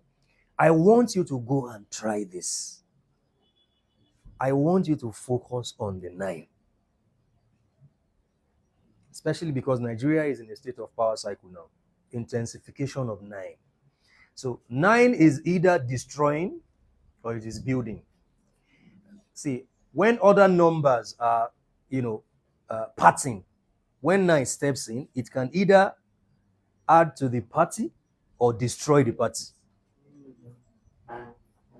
Because 9 stands on its own, facing the world. That's what 9 can stand on its own. So who are the 9s around you? Because listen to me, sometimes I know a lot of people who are master numbers. Hey, there is no number that needs to be dependent on a 9 than a master number. Because most of the things we have been teaching, they are more or less exoteric numerology. We have not even gotten to esoteric numerology. So this tip of the iceberg I'm sharing is quite esoteric. And that's why you notice most numerologists and esoteric teachers will always gatekeep 9. They will demonize 9. And this is why if you're a 9, you are watching this right now, you would even notice the signs in your own life. Right? You notice how people try to suppress you. Because you can't help yourself. You step into a place, you can't pretend not to be who you are. Right? Because the Chaldean priests, which is one of the oldest system of numerology, the Pythagorean, The reason I focused on that for a long time is because, see, you have not manifested with Pythagorean, you want to go and do Shadia. Because when I see some people on social media who mumble everything together, they have not perfected one, they want to move to the next thing. And I notice that they are not producing any results with it. I know a lot of them on social media. The people who know me, they know that I'm a master at repetition. I can repeat one thing for 3 months. You know what I'm trying to do? I'm acting like a hen. The way the hen covers her chicks, incubate them, and then put more pressure on them so that it can exert power into them to produce results. Because you must first master one stage before you move to the next. And that's why I've had a lot of people tell me, say this. No, I'm not saying it. Let me see the results in the ones I've said first. Because you cannot prove that you know something just because you know it. Knowledge is not the proof of power. Knowledge can empower you at a certain dimension, but it is not the proof that you have power. The proof of power is manifestation. Right? The proof of power is manifestation. And the Chaldeans understood this. This was why the number 9 was very sacred to them. In esotericism, which of the numbers is sacred? Is 9. And I'm not saying this so that some of you nines, your head will be blowing up like, I'm the best thing. No. Exactly. See, the level where you are now to the next level and to the next level.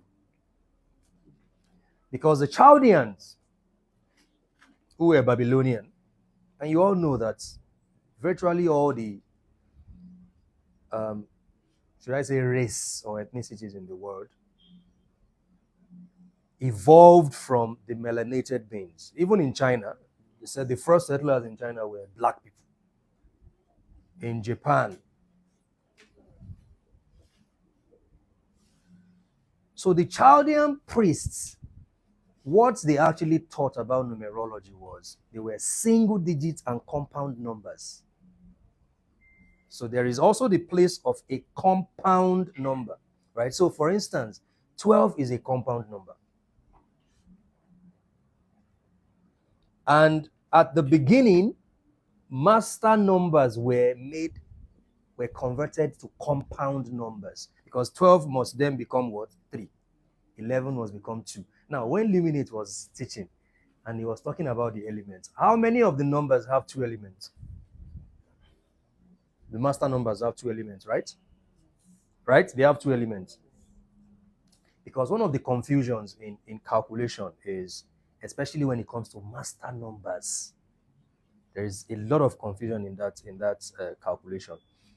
And let me clarify that before we move to the next. I say, I should stop so that we'll have break. Okay, let me just say this now. I'll conclude by saying this. We're just starting today. What you're going to hear today, they're not just thoughts that are going to blow your mind, but they are going to open you up to a dimension. But the intention is for you to use this information as a tool to cultivate your own personal power and then begin to work with it and then begin to repeat it, begin to reinforce it. Because I will be honest with you, they always say that the days are evil. Nigeria may become tougher than it is now. I hope you know that. The whole world is getting tougher every day. So it's not just Nigeria. So the only people who will not become victims of circumstances are the people who cultivate their own personal power. I like the emphasis today on how to empower yourself to the point where you don't need a middleman. how to connect to the divinity that is in you. Because Nigeria moves to what now? Personal year one, like I said. We have been operating in the last 1 year with the 999 energy. Do you see how many people knew that? People thought it was because Tinubu became president. No. Even if it was someone else that became president, Nigeria will go through this phase. Nigeria will go through this phase. Let them bring all the G8 presidents to come and be president of Nigeria this period. Nigeria will go through this phase. Because energetically, we are going through the intensification of 9. Country that doesn't even know how to handle number 2 is now faced with the intensification of 9. Life path 9, destiny expression 9, personal year 9. Catastrophe. Is this Mrs. Olukemi? Ah! Hey, God, oh. It's good to have you. Because the 9, but guess what? So I don't look like a prophet of doom.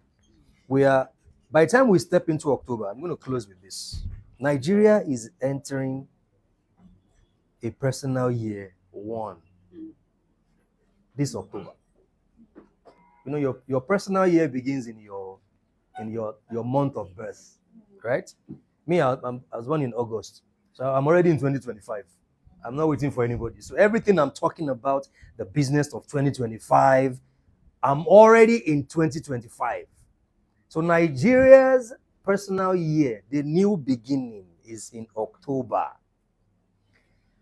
So as a Nigerian who is living in this territory called Nigeria, how do you integrate that into your own life? Because many things are going to change. This is not a prophecy. I'm speaking based on energy mastery, understanding frequency. Things are going to change. And I was talking to, I think, was it you I was talking to? I was saying, if the government, if they have this understanding, some of the things that are meant to change is the change in cabinets. The president is meant to change his cabinet, reshuffle his cabinet. A lot of the leadership positions currently, they are meant to just, you need to go, you need to go. Personal year 1 is meant to be an innovative year. It's going to present you with the energy of innovation. You choose to align with it energetically, or you keep chasing clouds. Because if you don't align energetically, you're going to have challenging expression. And it is also catastrophic when it comes to number 1, challenging expression. You will only be confident with no results. When you say an angry man with no results, he has confidence, but there's no results. So he's more angry that, how can I be this confident there's no results? It is very important that we harness this and we maximize and we seize the opportunity of a lifetime in the lifetime of the opportunity. I'll speak more on all this during my session. So thank you so much, guys. Round of applause for Luminate once again. Luminate, thank you so much. Thank you so much. Thank you, Mr. Femi. All right, so at this point, we're going to have a short break from now till 1 p.m. Okay, so I would love for you to take the time, meet someone new. Please, not the person that came with you. Meet someone new, collect phone numbers. You are in this environment together. Who knows, maybe you can always have a lunch time out, then discuss these things, these changes, and see how you can become change agents. Because the honest truth is, sharing this information with you is not for you to keep it to yourself. Use it on your children. It is not late to start. Don't wait till your children become like you now and you're getting to know this truth. Let it begin to reflect in them. Okay? So just meet someone new, and I'm going to ask you, there's going to be an exam when we come back, because if you don't meet someone new, then you will know that I know that you didn't meet someone new. Okay? Let me just chip in something. All right. I was discussing with someone recently. One of the error when it comes to when people tell you I'm experiencing spiritual awakening and all that is that they think that spiritual awakening must be done in isolation. True. Like they want to travel that path alone. I don't need anybody. And it is dangerous. It is dangerous. You don't see other people travel their religious path, spiritual work alone. That's why you see they have cell fellowship, they have this, because there has to be some level of interaction. So, but most people, they tell you, I am now experiencing a spiritual awakening, but then they are just isolated from every other person. No accountability structure. Their iron is not sharpening other people's iron. So those other irons can sharpen theirs. They are just alone. And this is why when you come to places like this, one of the things you should do is connect with people. Get their phone numbers. Build some friendship. Discuss. So you are not alone on that journey, because it is hard if you are alone on your spiritual awakening journey. Please. True. True. Okay, so we have small snack, banana and granules. So we are going to break bread like communion. If you want to, you understand? So we'll bring, at least you pick one banana. I'm sure you should be able to go around and take some granules. So I'll bring it, and then we'll also, give out water. If you want to use the restroom is out over there. So you just, let's just scatter this place for a bit. Thank you. I hope this place is warm enough. Do you need us to increase the temperature? It's okay, right? We are in Nigeria. All right. All right.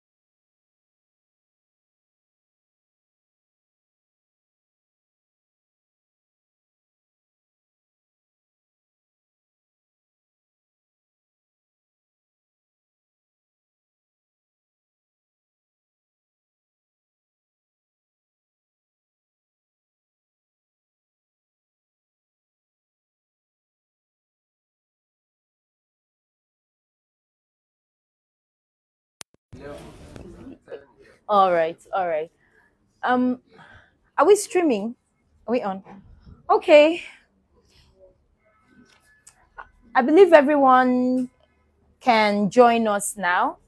Welcome back. We're back from our break to our online community. We're back from our break. Thank you for staying on. All right. So at this point, before I call our next speaker, get our next speaker introduced, I'll be calling on Dr. Oduwole. He will tell us more about him and what he wants to share with us. For a doctor to be interested in this kind of knowledge, sir, please come and share with us.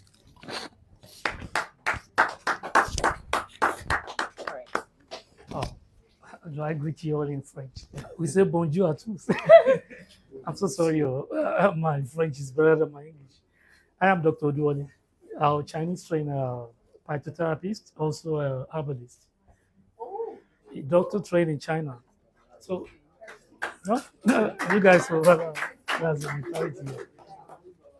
Uh, for instance, when our teacher was teaching, I saw something like health.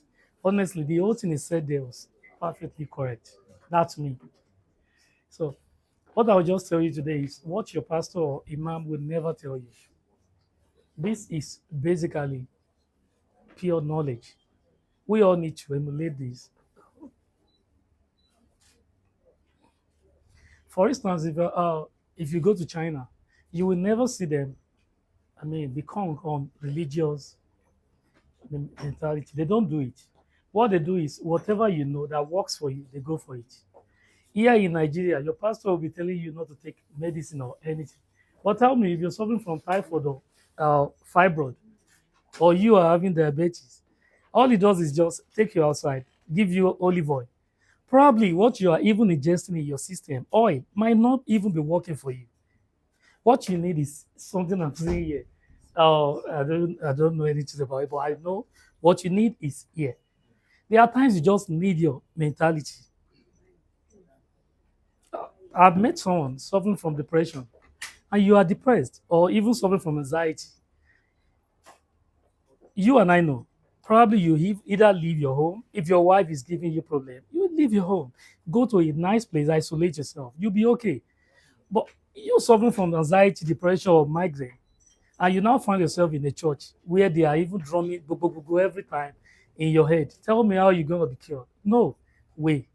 So me, I'm not. I don't know what to say. I'm a bit shy, but all I can only say is if you need more knowledge, you need to study things like this. And if you are sick, go for more knowledge on Ifan abology. That's all I'll tell you. Abology, herbalism, whatever you call it. Here in Nigeria, when you say you're a phytotherapist, you say you're a herbalist. Someone is even saying babalawo. So you don't even mention things like that here. Yeah, they don't even want to know. So all I'll tell you, it works perfectly for you. So you are you. Don't let anyone deceive you. Like when you are sick, or you need to start praying. Do no, no, no, no. You can easily cure and heal yourself. So I don't know much to say. All I know is all about plants and medicine. So if you permit me to be talking about medicine, so we will not leave this place. We would like to let me do the question. Okay. So how has the can they hear me? All right. So kindly tell us, how has the acceptance been so far, and what has been the reach like? Do people get to reach out to you, or there's a place you can be found where, in case we have people here who might want to seek your service? For instance, on the social media, I live in Ibadan, Okay. but hardly will anyone, you can't even see me one day in Ibadan, Okay. Because you're always traveling. always traveling. Okay. So on social media, YouTube, Dr. Oduwole. Okay. So I teach herbs and natural medicine for cure of diseases and sickness. Okay. That's what I do. Are you on YouTube? YouTube, yeah, Dr. Oduwole. Dr. that's right. Oduwole on YouTube. So kindly connect with him. Pick up. I believe there are Yeah, a lot. a lot of I have herbs over and all. 480 videos there. So if there are questions you need to ask me, You can always reach always. out to you. So, Okay. sorry, Thank you. I'm just being shy. Thank you. He is shy. Collect YouTube. Then he's here. Okay, now we are back. I said you should collect phone. I said you should collect phone number. All right. It's now time to call out the phone number of the person that you collected. If you collected somebody, I said an exam is coming. When I said meet someone, to what extent did you meet the person? You only asked, oh, this is what I do, and then that was it. Who collected name, number? Did you collect phone number here? You know the person before. Okay. All right. Please stand up. Help us and stand up. Thank you so much. Please, a round of applause for him. Yeah. Okay. Awesome. Please tell us the name of the person you met and what one interesting thing you found out about that person. I only met 2 people. Okay. I shall start with Olawale. Okay. He's a fashion designer and also a stock trader. Okay. One interesting thing about him is he's actually free. Yeah. When I changed his name, I was like, oh, okay. My name is Ola. I like Olawale. I heard this actually. I think that's why I saw it. Oh. I'm sorry. Please, you have to say that again. Okay, no problem. So I met Olawale. He's a fashion designer and a stock trader. So he's a free person. That's what the first thing I saw, like his energy, like he's actually vibrating. Let me put it that way. So and the second person I met is Dr. Adeyeye. Yeah. So the Leeds City University lecturer. And the HOD of the department. I forgot to ask the department. I already, yeah. Like, God bless you, Elias. Thank you very much, my guy. So, yeah, she's the HOD of the department, and she, in fact, a lot has actually gone on. We've actually, in the first 5 minutes that we talked, like, we've actually really connected. Okay. Yeah, thank you. Thank you. So, what is your life path number, please? 6. 6. It showed. It showed from when you walked in. Awesome. Please, a round of applause for him. Mr. Femi, please, I hope you give us one gift, Sha. There's room to give us one gift. Right? Thank you. Yes. Because we'll get to choose from the information we got, we'll know who the best is. Definitely. So next time when you go to events, what will you do? Socialize. Pardon me, I'm actually a sociologist by training. So I am very passionate when it comes to meeting people, collaborating, because the truth is SDG 17 is there for a purpose. Yeah. So why don't we take advantage of it? All right, let me hear you. Because I love gender balance as well. Yeah? So kindly tell me, let's hear you, your name, the person you met, and something interesting about the person. My name is Lola Absalam, and I met Dr. Adeyeye. She is a lecturer at Leeds City University. We talk about astrology. She is a free woman. She's very cool woman. That's what I can say about her. Okay, thank you. A round of applause for her. And what's your number? What's your life path number? That one, I thought they calculate the year, Abby. I don't. Sorry, we know it. It's like part 7. It's like, I'm not sure. Okay. We'll do that. Okay, so while we are going to do that, it is the year of birth, month of birth, day of birth. Add it together, bring it to one single digit. That is your life path number. 1. You've added it just now. So you are a 1. And I will say something. I observed the moment I said, okay, everyone, you can go. I heard her say, hello, ma.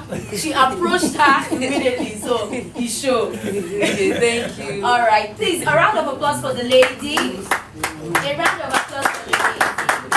Thank you. Mr. Femi, with that, so far far, okay, yes, ma. You actually raised your hand. You met someone, right? The two of them. The two of them. Awesome. So, but because you've spoken, I don't want to put the spotlight on you now. Okay, so with this being said, I would love to request that Mr. Femi would gift the young man over there for taking the initiative to be very detailed, because the information he picked up and he could remember it. It's one thing to get an information, it's another thing to remember to the point of recall. You have a good memory, and thank you for heeding to the instruction of the house, and please keep doing better. I believe Mr. Femi has a gift. I didn't say what he should give you, but whatever he gives you. Okay, you're getting a copy of the transform. We are giving you power. Power to lead everybody around you to connect to the right people. Congratulations. Congratulations. Thank you, Mr. Femi, for being so generous. Thank you. Okay, so at this time, I would love the house to be serene, yeah? Let's have some calm, because now we are going into a very, very next part of this this session. And the reason I'm actually trying to get it serious with it, because it's going to talk about money, right? I'm an 8. If you know what 8 is all about, money. So we're going to talk money dynamics, all you need to know, and how to power yourself economically. And the person to do this is none other than our very own ambassador. Okay. Well, you know him already on the social media space. If you don't know him, go and ask. But he's none other than Sheung Ambassador. A round of applause, please. Thank you.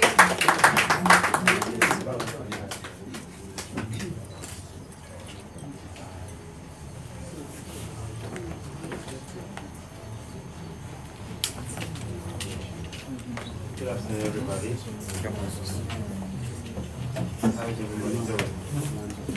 Very well.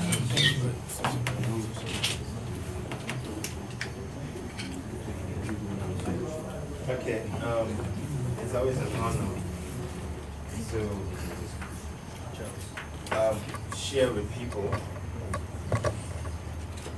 Let's just target economic power.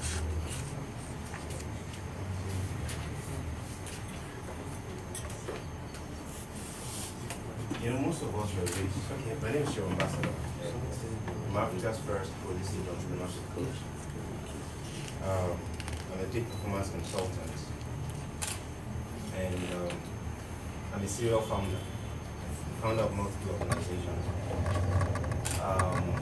And we recently created an investment called the Center Investors Africa. I only have one best friend, and his name is Femi. And we've been doing a lot together in the last 2 years. I met him on his birthday 2 years ago.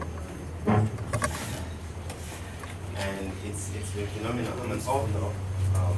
The first book I published it 2 years ago, titled Personal Discovery Secrets. I wanted to publish a different book, but I felt that every human being or every African needs self-discovery before anything, right? And in November, I'm going to be publishing my second book on entrepreneurship. It's titled Holistic Entrepreneurship. I hope I'm audible enough. Okay. And I am super passionate about playing whatever role in helping the African mind develop. I've been doing it since 2006, when I was an undergraduate in the university. And it is something I'm going to keep doing for the rest of my life. I feel that there is a great void when it comes to authentic empowerment of the African mind. I feel there's a great void. And I'm one of I consider myself as one of the people with the ancestral responsibility to help equip the African man. But what today is about, what we are going to be talking about today is economics. The topic that I'm handling is discover your personal economic secrets for social influence. Discover your personal economic secrets for social influence. We live in an economic planet. I say it a lot. If you want to become a force to be reckoned with, if you don't pay attention to economics, irrespective of what you studied in school, and irrespective of whether you went to school or not. I mean, a lot of people have made, conventional schools, the tertiary institution, the bane of their existence. Because you happen to go to a tertiary institution, you are now limiting your divinity because of what you studied. So because you studied medicine in school, so you are allowing that to limit you. Whether you went to conventional school or not, you were born divine. You came to this incarnate existence. You came into this world with all of the endowment of divinity. During the Unlock Lagos, what I handled was the divinity of the African child. And it is something that really needs to be talked about. But that's not what I'm talking about today. Right? So whether you went to school or not, whether you went to the tertiary institution or not, my kids are not going to go to school. But they are going to become some of the most phenomenal individuals who ever walk this earth. And it's not prayer. Because for me, I know what to do to turn my children into assets. Because I've demonstrated it with other people's children. Literally thousands. I started mentoring young people since 2006. I've offered mentorship to more than 3,000 young people so far. So now, it is important, most especially because everybody here is an adult, right? Anyone who is 21 years and above, who is not taking economics seriously, because you want to say that, I didn't study finance in school. I didn't study accounting in school. I didn't study investment banking in school. I didn't study banking and finance in school. So that's why, economics is not my subject, or it's not a subject of interest. Newsflash, we live in an economic planet. Nobody is going to take you seriously in an economic planet if you're not wielding some level of economic power. You are going to be mocked even in your family, by your family members, if you are not wielding economic power. And nobody was born with an economic power. That's the beauty. That's the beauty of it. That nobody was born with divine advantage for economic power. It was learned here. You are going to acquire everything you need to wield economic power in this world.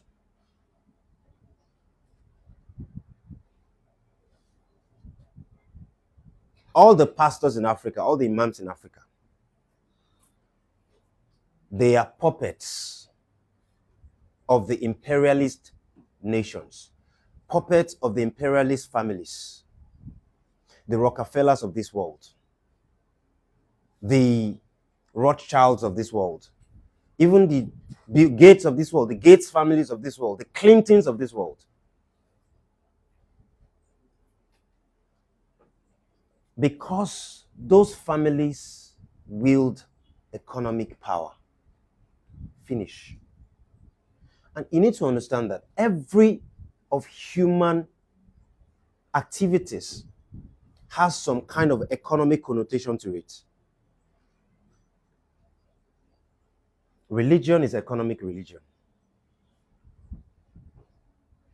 Religion was not invented to equip you with the tools for cultivating your spirituality.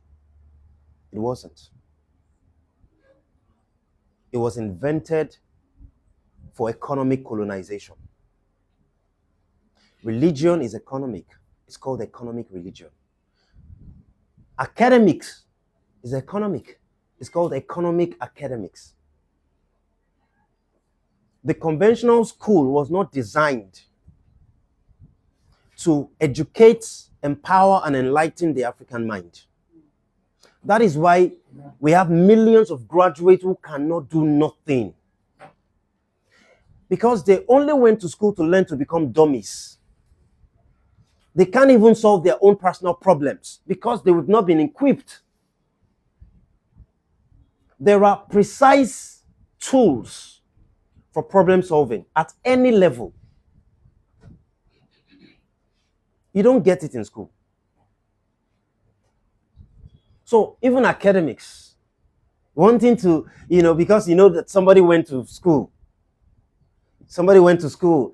Your neighbor's child went to school. So they want you to go to school too. Ignorant parenting. Politics is economic politics.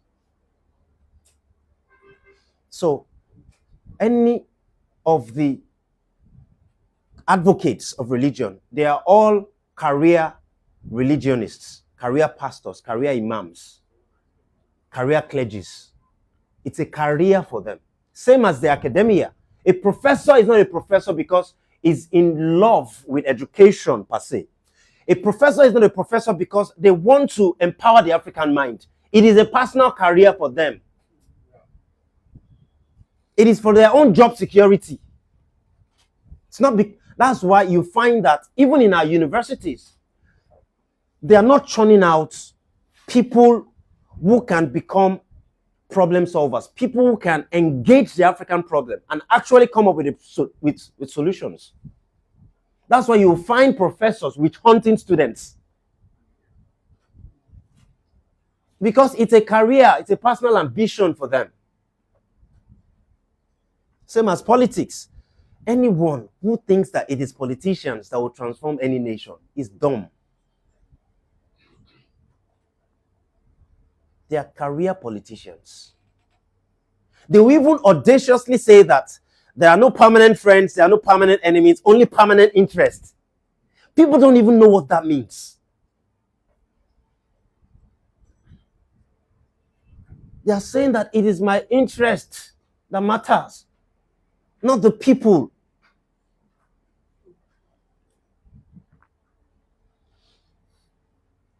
We live in a transaction-powered universe. Every human activity is transactional. All of those talk of, love, all of those talk of, what do they call that thing again? Unconditional love. It does not exist. There is nothing like unconditional love. It is delusional to think that there is anything like unconditional love. Everything is transactional. Everything. Right? Only naive and deluded folks think that you can give something for nothing. When you see people power their lives from the standpoint of the sickness of messianic syndrome, the talk of what God cannot do does not exist. Waiting or looking for a Messiah. There is nothing like a spiritual Messiah. There is nothing like an enlightenment Messiah or an academic Messiah. There is nothing like a political Messiah. There is nothing like an economic Messiah. There is nothing like a Messiah. There is nothing like salvation. It's all lies. See, we are people who are permanently dedicated to effectively equipping and empowering the African mind. I don't care about Europe. I don't care about North America. I don't care about the Middle East. I don't care about Asia. I only care about Africa. That's the only reason I've never stepped outside of Africa. Because Africa is my universe. I don't care about Australia. I don't care about any other place but Africa. Because I must demonstrate that you can be African and universal. It is colonization. Japa is colonization. If you bought a plane, and I'm saying all of this to help you have a robust understanding, to help you expand your worldview as an African. When you understand how powerful you are as an African, you will stop watching Hollywood movies. And they've wanted me to come abroad. I turned it down every time. I'm not interested. I don't care about America. I don't care about Canada. I don't care about any Asian country. I don't care about the Middle East. I only care about Africa.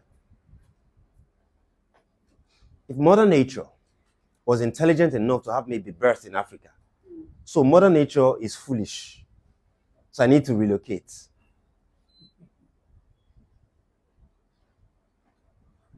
There is nothing like salvation. There is nothing like a Messiah. It does not exist. Mr. Femi Jubal is not your Messiah. I am not anybody's Messiah. It does not exist. The concept of salvation is a colonization concept. When Christianity says that you were born a sinner, it's a colonization concept. It's a lie. You were not born a sinner. You were born divine. The birth of an African child that was supervised into incarnate existence through the womb of an African woman is divinity. It was a conception of divinity. There is nothing other than divinity with the birth of an African child. So it is a lie that Christianity says that you were born a sinner. It is a lie. And if any other religion says it, it's a lie. Any African child born was born divine. So let's establish that. Let's establish that baseline. Now, talking about economics, because of the infrastructure of this world, you need to understand that irrespective of what you studied or whether you did not even go to school, it does not matter. It has nothing to do with the operations within the economic grand scheme of things. You can be wealthy today and you didn't even go to secondary school. You will enter any room.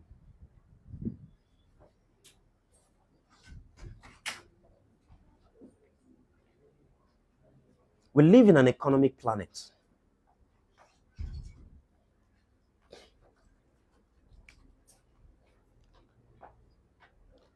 We live in an economic planet. Oh, see, if you take anything away from this event, let this be one of them, which is an economic. Everywhere is becoming hot. What's happening?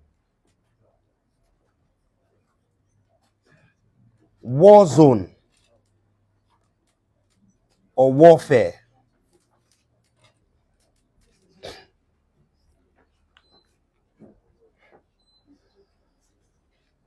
Before my kids are 10 years old, their net worth will be nothing less than, I don't know, maybe 100 million before they are 10. Because one of the most important education I'm going to raise them with is economic and financial freedom. Sorry, financial literacy. Economic and financial literacy. Being born into an economic planet, it is an economic prison. All of us were born into an economic prison. And understand that from cradle to the grave, you are in an economic war zone. You are within an economic warfare. And if you are not even aware, you are not aware at all, then obviously you are not going to be part of the people who reap the dividends. The spoils, like they call it, right? The spoils of war. You're not going to be amongst. For you to effectively operate within an economic planet, an economic war zone, an economic warfare, you need to become an economic warrior.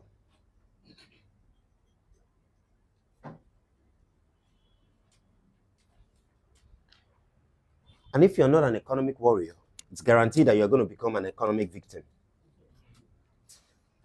There are no middle grounds. See, if you were raised in a poor home, there is every likelihood that you are an economic victim. If you were raised by parents, poor parents, and when we talk like this, don't think that we are bashing anybody. It is a statement of fact. Poverty or wealth is a statement of fact. And there is no emotionality when it comes to facts. You're either poor or you are rich. You're either poor or you're wealthy. No feeling anyhow about it.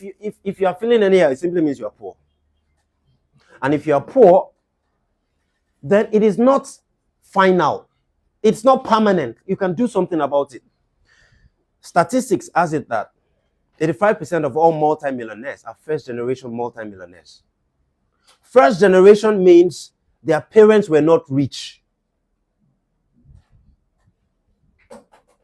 Only 15% of multimillionaires and billionaires inherited their wealth. Only 15%. So if anybody is powering their life from the standpoint of their economic background, you are living the rest of your life on the back of your economic autobiography. You are doing yourself a great deal of disservice because your voice is not going to be heard.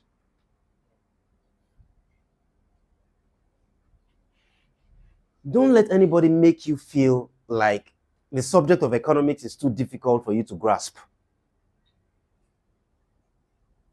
And even if it's difficult, you live in an economic planet anyways. If you are not proactive, if you are the type, there's a book I'm going to publish next year. It's titled The Epidemic of Entertainment. Because entertainment has become an epidemic in Africa right now. To power any functional society, you need to pay attention to three important pillars, right? I call it the 3 E's. Education, entrepreneurship, man, the way this body is shaking. Entrepreneurship and economics.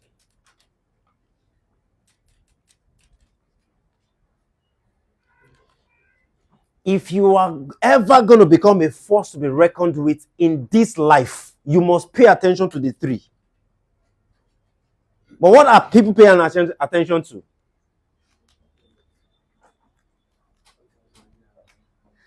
Entertainment. You see, I'm writing it in red.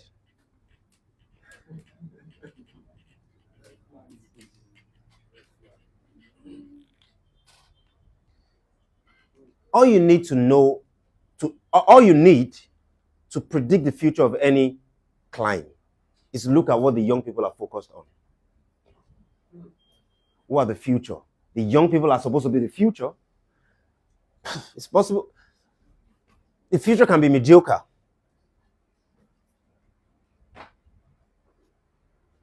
Any human being that wants to become a force to be reckoned with, you want to become a force of nature, a force of life, a force in any field, you must pay attention to the three.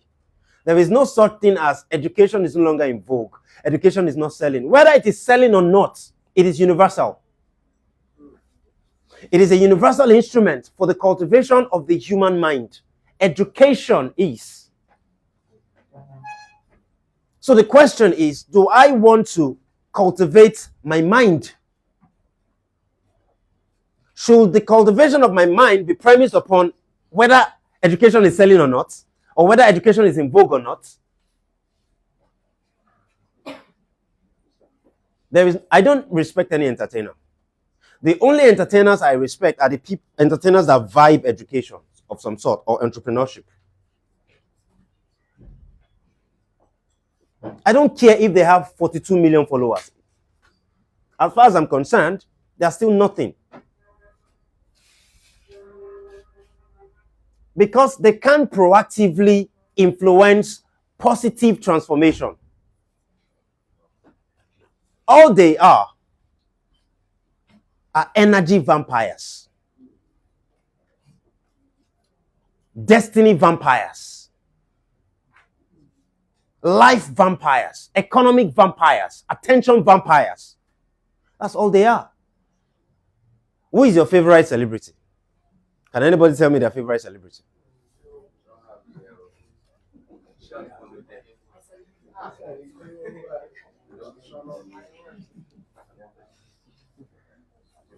Anyone you refer to as your fave, you know, like they call it the fave, my fave. When I hear grown-ass man calling another grown-ass man his fave, I feel sorry for you. Wizkid FC versus Burna Boy FC versus Davido FC.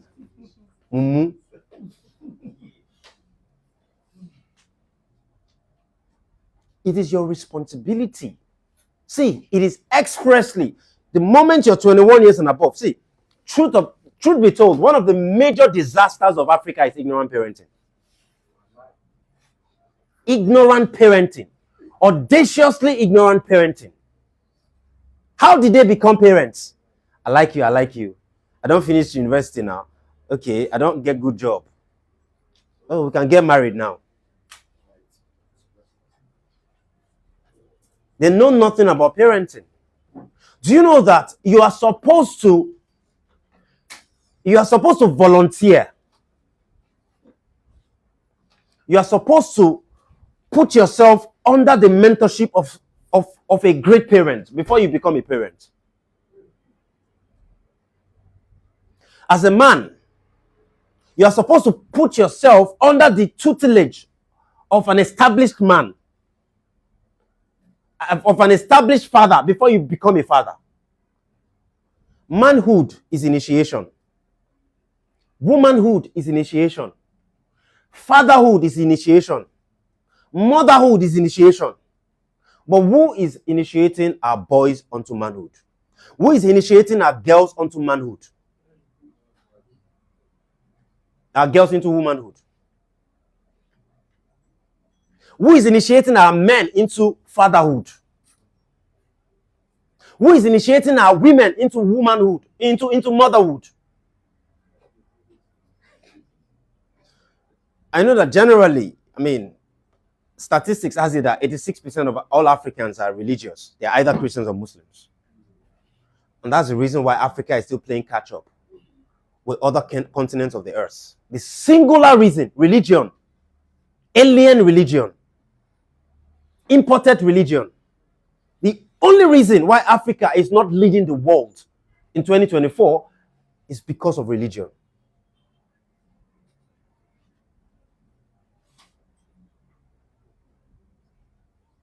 When you understand the structure of the world, I'm going to introduce you to what I refer to as the pyramid. This is going to be the second time I'm going to be teaching it publicly. The first time I was doing International Conscious Conference. The pyramid of power and the pyramid of tyranny. I will introduce you to it, as we go into this session. If you as an individual, you're 21 years and above. So I was saying something that one of the biggest disasters of Africa is ignorant parenting, right? Now, the first 2 decades of your life is supposed to be lived under the tutelage of parenting from age 0 to 20. It is the responsibility of your parents to ensure that they help you lay solid 2 decades foundation. What you are going to build the rest of your life on. But unfortunately, the majority of them are ignorant. And I say it without apologies. And that included mine, those who raised me as well. Because age 21 is the age of responsibility. Age 12 is the age of accountability. Any individual who is 12 years and above and is not accountable for their actions, something is wrong. Something is wrong with the parents or the elders. So it's not just ignorant parenting, it's also ignorant eldership. Ignorant parenting and ignorant eldership is one of the major problems of Africa. Because in Africa, our mantra is, it takes a village to raise a child. All of the talk of me and my family, those are alien concepts. Our ancestors used to live in compound structures. The first wife is playing a role in raising the child of the second wife. The second wife is playing a role in raising the child of the third wife, the first wife, vice versa.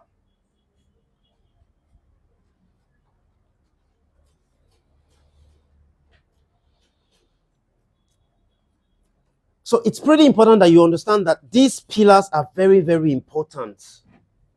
They are instrumental to you becoming a force to be reckoned with. I was telling Mr. Femi that a particular organization that is responsible for giving out awards in real estate sent me a message that I've been nominated for an award. And, I've always said that I am never going to pay for any award in this life. Because all of those awards that you see people celebrate on social media, they paid for it with money. I will never pay. Keep your award. It was not your award that made me who I am. It is no longer an award if you need to pay for it. They sent me a message, in real estate, that you have been nominated for whatever, the category. And then they sent me a PDF containing the different categories where I would support with money. The list is 250,000. I never knew that they used to pay money for that award, because I've seen many people collect the award in the industry. This is their 8th edition. So it began to make me realize that, so what of those celebrations that you are celebrating online? You are just deceiving yourself. You paid for it. People are even paying now for doctorate degrees. They call it honorary, right? They paid for it. See, I don't have a problem with real honorary, that maybe they were able to look at you and what you have achieved in your field of endeavor, and they want to honor you. No problem in that. But that you have to pay 2 million for it, or 5 million for it, or whatever amount of... That's why we have fake people governing the power systems. Fake people.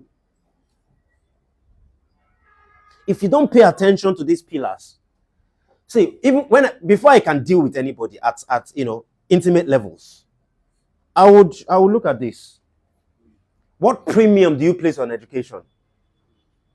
What premium do you place on entrepreneurship? And when I say entrepreneurship, it doesn't have to be entrepreneurship. It can be your career, your work. What premium do you place on economics? Because I want to know whether you're going to become an economic liability to me or not. I want to know, because there is zero tolerance for an adult who is an economic liability. Why did I try to destroy the concept of salvation when I first started? Because you hear people say things like, a destiny helper. I'm praying for my destiny helper.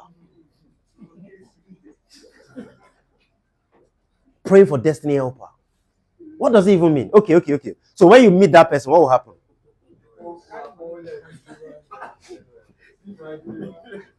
I bet it's not Daulu, right?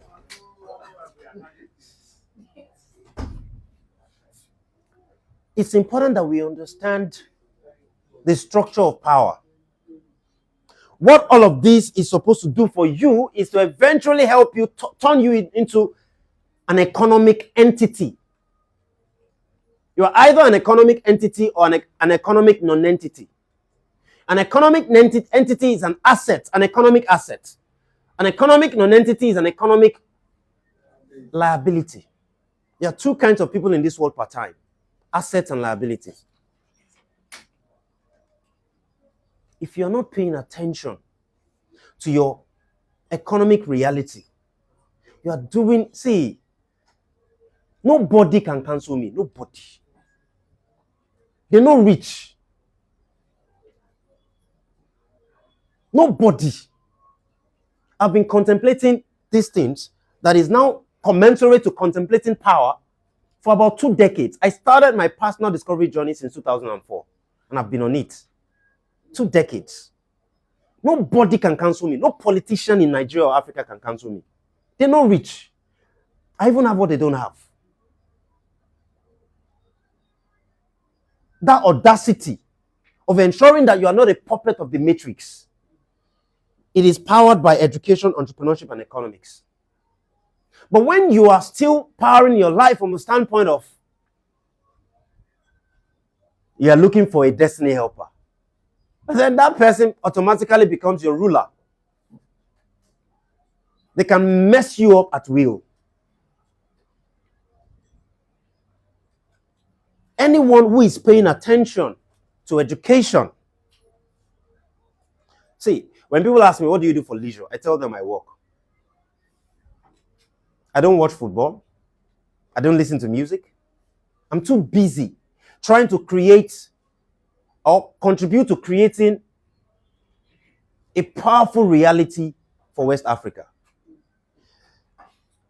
My life mission. Let me introduce my life mission to you. Anyone who is interested in becoming a force of nature must design a life mission for themselves.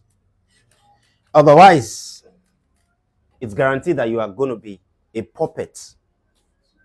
There are two kinds of people in this world: puppeteers and puppets, creators and consumers. Which one are you?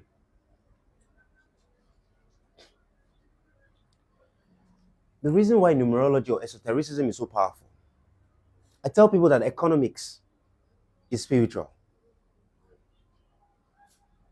Because all of the things that you see happening, all of this colonization, all of this scramble for Africa by everybody, are you aware that it's spiritual? This economic scramble by the West is spiritual. Do you know that all the countries, and when I say spiritual, I'm not talking about Christianity or Islam. Let's be clear. Because nothing spiritual about Christianity and nothing spiritual about Islam. Let's be clear. These people, or these organizations, or these nations, they all belong to the occult. And they carry out occultic rituals. Because see, Africa is a cradle of spirituality. Africa is the cradle of humankind. Africa is the cradle of civilization. You cannot do anything in Africa, most especially if it is from the standpoint of tyranny, except you are able to carry out some rituals. Why is it that they were not able to kill off Africans? Islam and Christianity combined massacred more than 100 million Africans over a period of 1,000 years when trying to enforce their religion on Africans. Why is it that in 2024, the population of Africa is still 1.8 billion? We cannot be stopped. The only issue with Africans is the corruption. The age-long corruption. Islam began to creep into Africa since the 5th, 6th century. Christianity since about 1,000 years ago. That's the only issue, the corruption of alien ideologies, alien religions in Africa. That's the only issue. Because why should someone who is 29 years old be thinking that the only way for them to succeed in life is to relocate to Canada? Or is to relocate to the US? Do you know how many Nigerians died in the Mediterranean Sea? Do you know how many Africans who have been in Europe? They're not going to tell you these things. Who have been in Europe for 17 years and they are still suffering.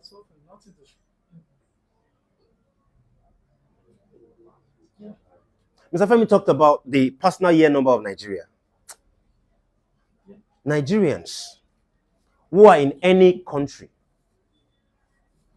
outside of Nigeria from October 1st, they will not enjoy, because you have to be on the land, the ancestral land of that particular personal numerology and a personal year number, for you to enjoy the dividend of that.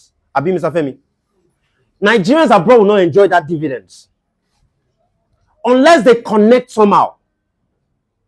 If they are the kind of Nigerians that is cheating on Nigeria, they go here anywhere they did. Saying that Nigeria is a cheato and you are a Nigerian, you are a bastard. A Nigerian should be an ambassador of Nigeria anywhere they are. You are colonized, that's why. You see a Nigerian on social media, they have the flags of 14 different countries. 3 different, nothing more confusing. That's an emblem of confusion. Because if you know spirituality, most especially African spirituality, you know that symbolism is a big deal. When you put the flag of Nigeria, and you put a flag of UAE, and you put a flag of Canada, you are confused and you are colonized.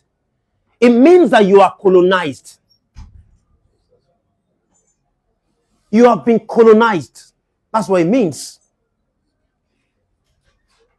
Look at the way everybody is talking about Nigeria. It looks like Nigeria is like the centerpiece of the world right now. But some of us, we have been patriots even when we were broke. We've been patriots of our ancestral land even when we were broke, even when we were sinking economically. Do you know how many times they've wanted me to relocate abroad? Do you know how many people have told me that your intelligence is too big for Nigeria? Colonized minds. And they think, anytime they said that, even when I was still struggling, I felt sorry for them. And these were people at that time that they have more money than me. I still felt sorry for them because, see, some people are so wretched and poor that the only thing they have is money.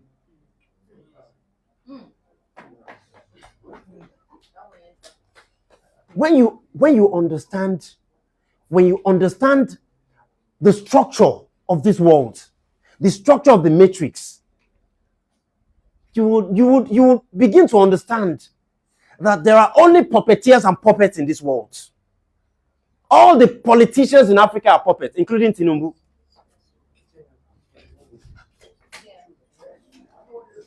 They are all puppets of the imperialist nations. Only 3 nations so far in Africa have demonstrated that they are no longer interested in being puppets of the imperialist nation. Burkina Faso, Mali, and Niger. Nigeria is still a puppet nation. As powerful as we are. Despite the latent... Do you know how powerful Nigeria is? Nigeria can make the world stand still. We have that latent power. But you see, for as long as you Nigerians keep thinking that it's politicians that will transform Nigeria, you're kidding yourself. We live in an age of decentralized everything. See, people have told me that, including spiritual people, they've told me that if I go into politics, I'm going to excel. Because I'm even a 9. But I committed, I said that I will never go into politics. Because I must demonstrate to people who don't even have the capacity I have that it is possible for you to tow the path, an alternative path to freedom. We live in an age of decentralized everything. And when I say decentralized everything, I mean decentralized everything. Decentralized spirituality, you no longer need a church or a mosque for you to cultivate your authentic spirituality. You don't. You don't need any guidance of any pastor or any imam for you to cultivate your most authentic spirituality. You don't. All you need is all you came with, your soul. That is your most authentic spirituality compass. Your soul. But you see, all that religion has done, and don't forget, I don't have mercy for religion. Because it's nothing but economic. It is economic religion. The church exists to colonize you economically. The church or the mosque exists for land grabbing. They exist to grab your land, as much of your land as they can grab. First, through their churches and their mosques. And then any other one that you have, you come and tell them that the Holy Spirit said you should give your land. Mumu. The Holy Spirit. What is the Holy Spirit?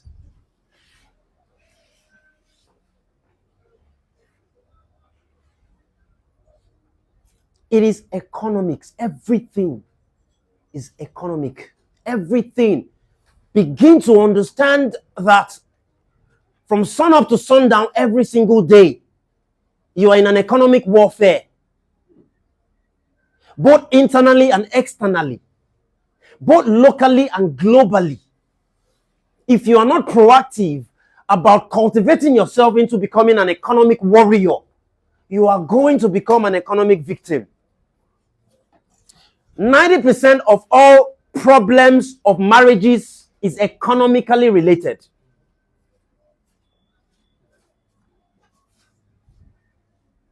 So if you keep deluding yourself, I'll pray. Just keep praying. It's rubbish talk. Just keep praying for your husband. Just keep praying. When you understand it at this fundamental level, then you'll be able to lay an economic foundation for yourself.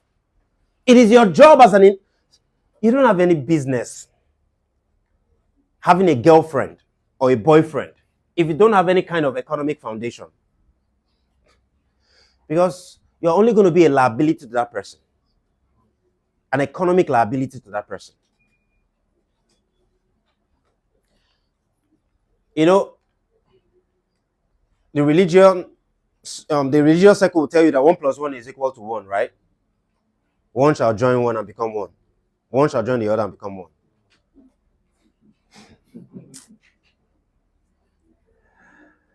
It is rubbish talk. So where did the energy of one go? Energy of one, the energy of one came together to form one again. That's stupid.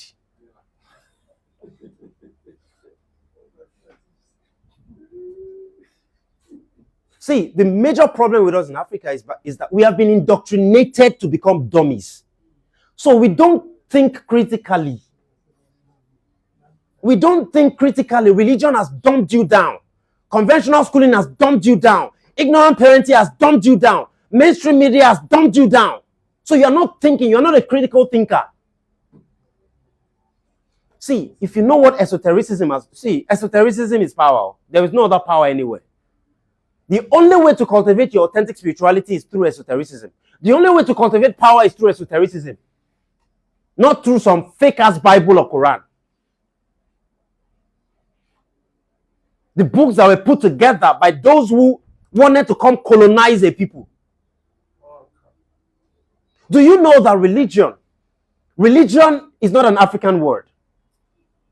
The etymology of religion is Latin and Greek, which literally means to cast a spell on the soul of a person.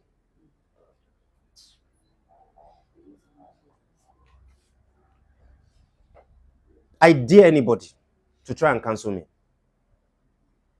They will be cancelled. Because if you understand what it means to cultivate power, you will not think that it is about somebody laying hand on you. Nobody has the authority to put a hand on my child. Nobody.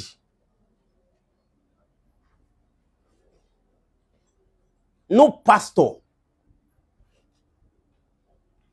No imam has the authority to place a hand on the head of my child.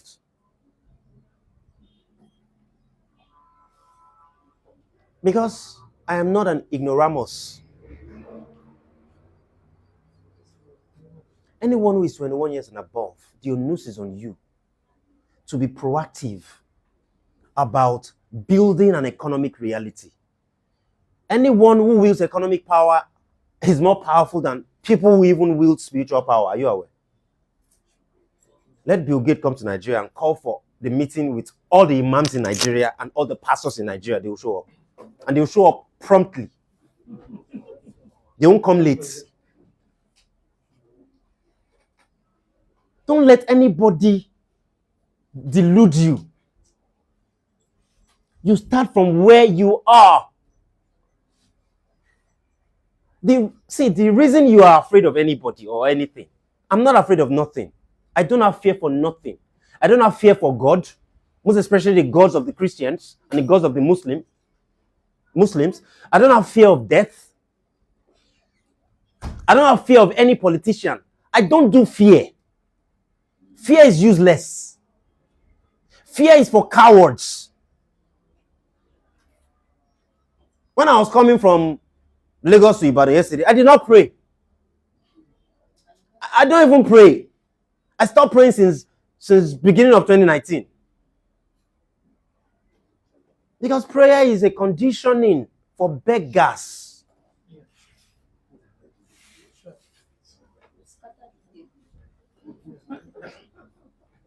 Prayer is low vibrational. Prayer is for babies. Daddy, buy me toy car. A grown-ass man. You know, I said earlier, that I'm not even afraid of God, right? Right? I'm not. The worst that God can do, if he has the power, is to kill me. That's the worst. That is the worst. But you see, if you claim to have any power, if you claim to be a powerful deity or whatever, I'm powerful too.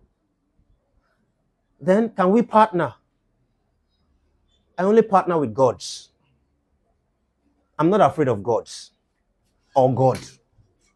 I'm a partner with divinity, not fear. Do you think Abacha's children were afraid of him? Or Hitler's children? You think Hitler's children were afraid of him? Or Stalin's children? Fear was invented to cripple your divine potentials. Fear was invented to cripple your divine potential. Any God that needs me to be afraid of it, like they say, the fear of God, right, is the beginning of wisdom. And many people have fear of God and they are foolish. Any God that needs me to be afraid of it, or him, or her, because even if you want to talk about creation, the creator God should be female. Because only the feminine energy that creates. But whatever, any God that needs me to be afraid of it, just so it can prove that he's God, he's not qualified to be my God. See, I am going deep like this because I want you to shatter all those mediocre programming that has enslaved you.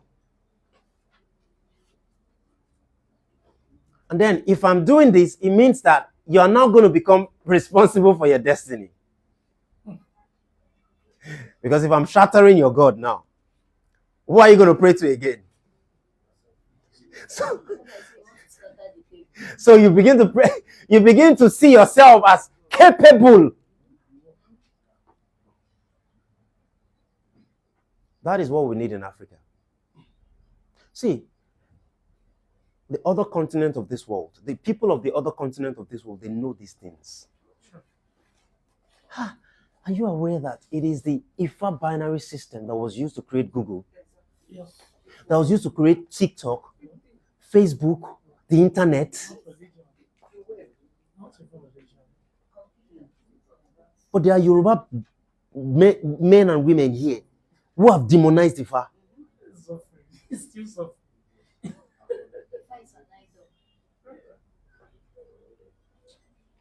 We live in an economic planet. You must proactively become in charge of your economic reality. And not be saying that God will do it by God's grace. Oh, we'll see next week by God's grace. What does it mean? Do you think a dog will talk to another dog and say, we'll see next week, and the dog will say by God's grace? We don't think critically. That is the issue. The so-called higher beings are dumb. They have been dumbed down by ignorant parenting, religion, conventional schooling, mainstream media that I call bullshit media. You see those elderly people. 9 o'clock news, they don't miss it. They are still poor. They are 72 and still poor. 7 decades of being here, but they are still talking about the news, newspaper, bullshit paper.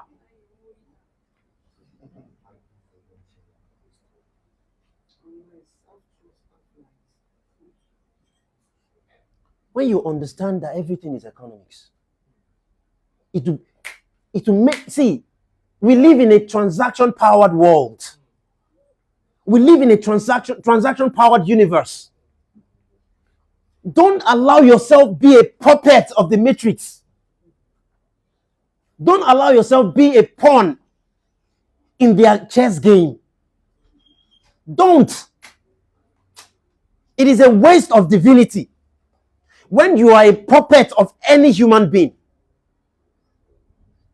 it is a waste of your divine latent potentials.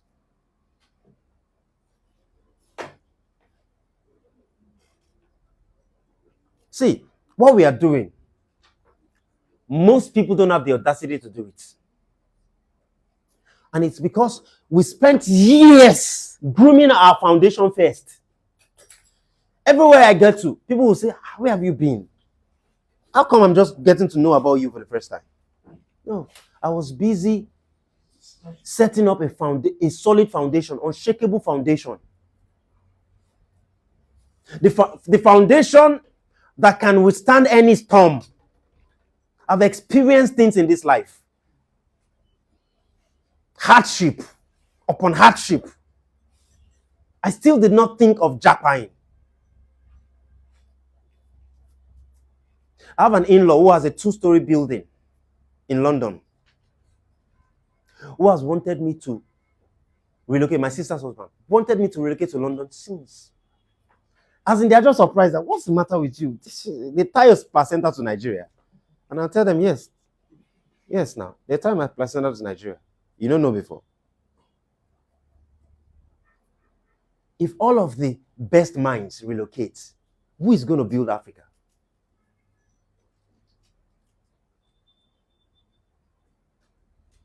The water is, the grass is green where it is watered. The major reason why we have, some people are even saying that the population of Nigeria is about 300 million. 300 million.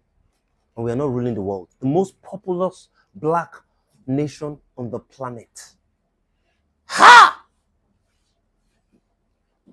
You're busy laughing to comedy skits. Not just funny, die. If funny, die.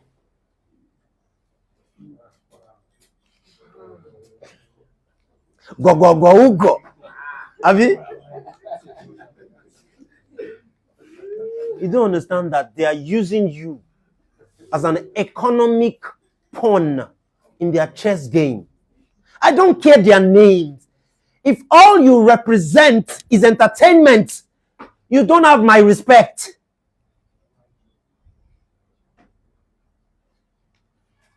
The people I respect are people who represent education. And when I say education, I'm not talking about schooling. So, guys, know the difference. Because at least 97% of what goes on in schools prevents our children from getting educated. That is why they went to school to learn to be dummies. Let me tell you something. One of my strategies, I have a homeschooling program that I've designed, right? Homeschooling program. And once they graduate from the homeschooling program, I have a life schooling program. Once they graduate from the life schooling program, I have an entrepreneurship. Even before they graduate from the homeschooling program, they're already been raised with entrepreneurship consciousness that I have used. I've even consulted for some people who are now homeschooling their children. It is only lazy parenting that suggests that your child needs schooling. Oh, they are going to become socially excluded. It's a lie. Do you know the place I'm going to take my kids to? At age 4, they will be flying with me. They will be exposed. But you see, the first foundation I'm going to endeavor to set in my children's life is morality. It's morality. You see, Gen Zs nowadays, they don't even have respect for elders. Because they gave them, and the ones that they are giving birth to now, you're already giving them tablets, electronic tablets, at 7 months old. In Japan, until you are, I think, 4 years or 5 years old, you are not allowed to go to school. Many schools in Asia. Yes, you are not allowed. Morality first, the foundation of ethics first. Well, here, 6 months old baby is already in crèche. No.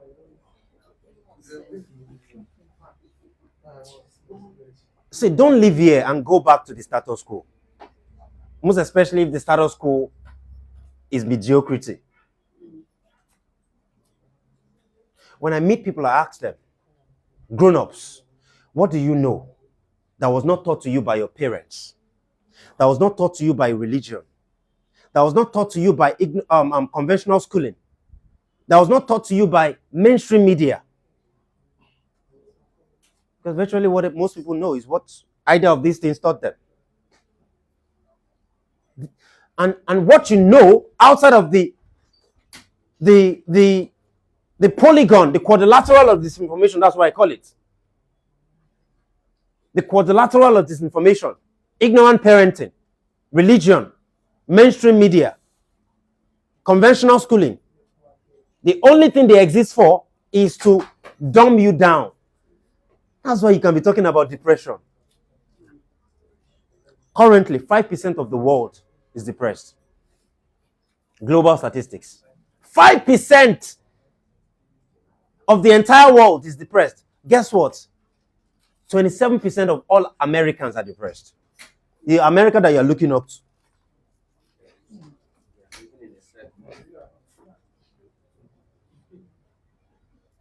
We live in an economic planet, and this is an economic warfare. Don't joke with these things. Don't allow what you went to study in school place a stumbling block on your potential to become the best version of yourself. I know medical doctors who smoke.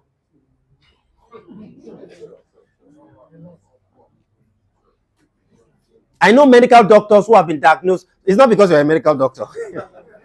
I'm just saying. I know medical doctors who have been diagnosed of cancer. How did cancer come into your body?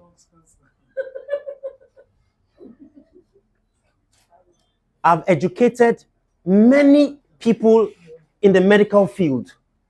The bullshit medical field, because that's what it is. On the human anatomy. Because it's not even in their curriculum. The curriculum that they used to teach them in medical school is not there. So the so-called, I'm going for medical checkup. I mean, Mr. Femi, they'll tell you, they want to make it, they think that it's, I go, it's tease, I'm going for medical checkup.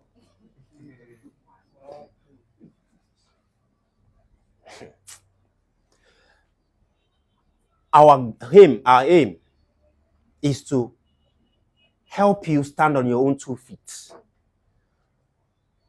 and be able to confidently stand on your own 2 feet without having the need to look for validation for you to be who you are designed to be or who you want to be. That's the goal of these Unlock Cities events.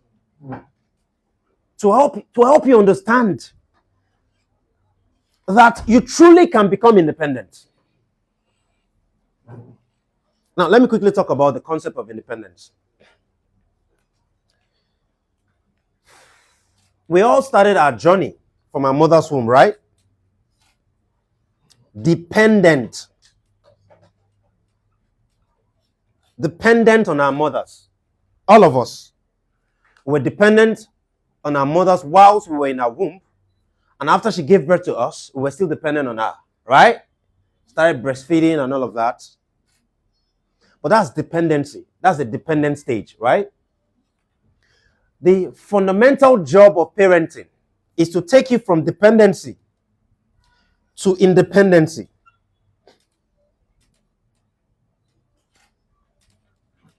Dependency. But how many parents really help their children become independent? You see a 34-year-old man still behaving like a mommy's boy. A 45-year-old man, mommy's boy. Because the mama still there alive. Don't be in fault now. Because they were not raised onto independency. Now, understand that independence is not the end game.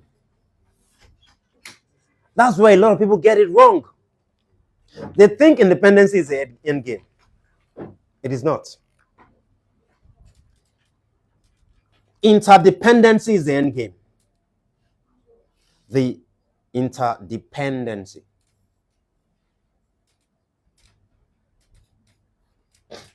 Because we live in an interdependent universe. We live in an interdependent planet. For you to become a functional player within any interdependent ecosystem, you need to be an independent person. A dependent person will only create chaos within an interdependent ecosystem. All of those talk of office politics, it is done by dependent people. People who have not ascended yet to independency. People who they are not independent thinkers. It is anything that they see on the news or in the media, that's what they regurgitate. Right?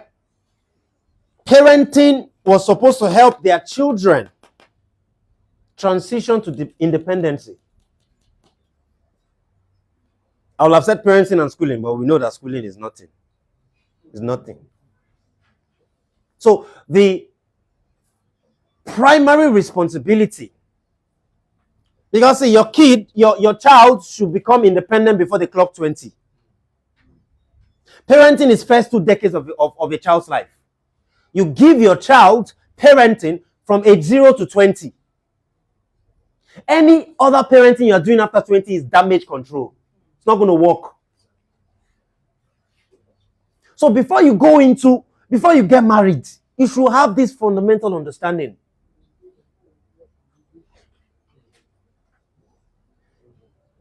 You should have become independent, an independent thinker, an independent feeler, an independent actor before you clock 20.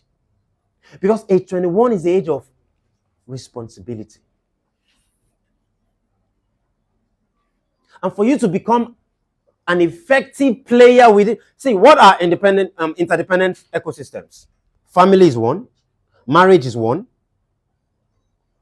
the industry where you operate is another. Like the business world is an interdependent ecosystem. Friendship is an interdependent ecosystem. Where you see somebody is a friend of this one, and this one is always asking for urgent 5K. It's because he is not economically independent yet. And like I said, none of us brought it from our mother's womb. We learned it here. The only reason you are 29 and you are still an economic liability is because you have been too lazy to acquire the tools of economics. In the 21st century, by far, one of the most important skills that any adult needs to acquire is economic and financial literacy, which will help you cultivate your economic and financial intelligence. How economically and financially intelligent are you? What do you know about economics? What do you know about finance? Go and look at all the billionaires in this world. They have some affiliations with finance.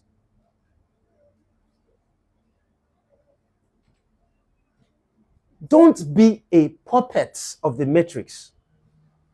What are the agents of the matrix? Ignorant parenting. They don't know that they are part of the agents of the matrix. For as long as you are not an enlightened parent, you have been recruited, but you are just not being paid. Ignorant parenting. Religion. If you are still the type that you go to church every day, not realizing that church is a business. It's somebody's business center.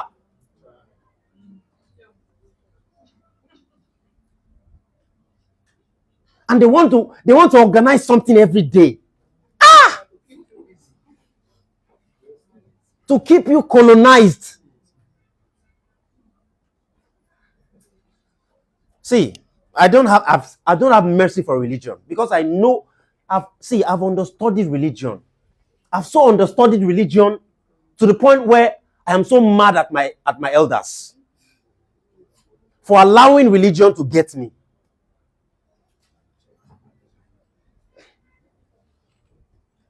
So mad at them. Remove religion out of the equation of Africa, and Africa will experience a quantum jump of progress. Because religion is what is holding the progress of Africa back. Africa wants to go forward. Religion, come back here. No, they go anywhere.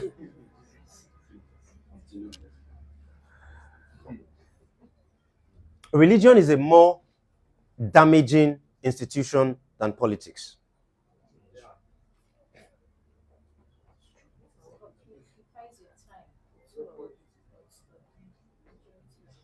If you're not a member of the board of your church and you are advocating for your church, hey, I'm a Dunamis, I'm a Christ Embassy member, I'm a Redeem member. You are not a member of, you are not on the board. When they do profit sharing at the end of the year, you know they come to you. But you are proud, mumu, proud Muslim. You are not a member of the board of that mosque. You are nothing to them. I can understand if Adeboye's son, or Kumuyi's son is advocating for religion. I can understand. I mean, it's air apparent. Air apparent. But you that you are nothing, and you know that you are nothing in that church. But you still come on social media. Hey, don't talk about religion. It was, you are intelligent. I get that a lot. You are a very, very intelligent guy, but you lost me when you started talking about religion. Who needs you before? With your mediocre mind, what do I need you for?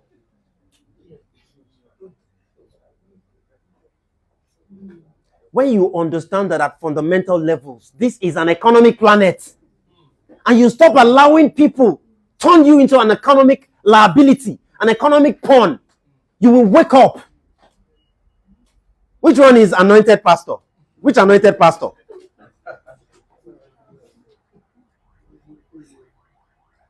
Which anointing? With all the money laundering, with all the sleeping with girls in their cars and in their office. Which anointing? With all the stage managed miracles, they have no power. Zero power. Because its power is backed by universal principles. You can't be sleeping with another man's daughter, another man's wife, and you're saying you're anointed. Which anointing? The corrupted anointing. Everybody has anointing. What do you know what anointing is? Your energy field. That is your anointing. Everybody has energy field. So which one is say, any Oroyo. Story. Oroyo.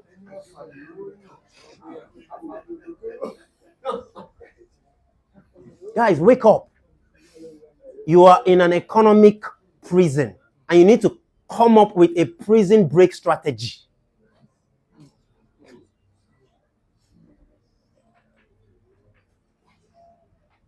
This is not a typical event that you attend. I'm sure you can agree, right? Our job is to empower as many Africans as possible, for them to be able to stand on their own feet, independently first, that we now become partners and associates of power. Now, let me quickly talk about the pyramids of power and tyranny. Everything I'm talking about is still economics. When you allow yourself, do you know what? In 2018, I was raised in a Christian home, right?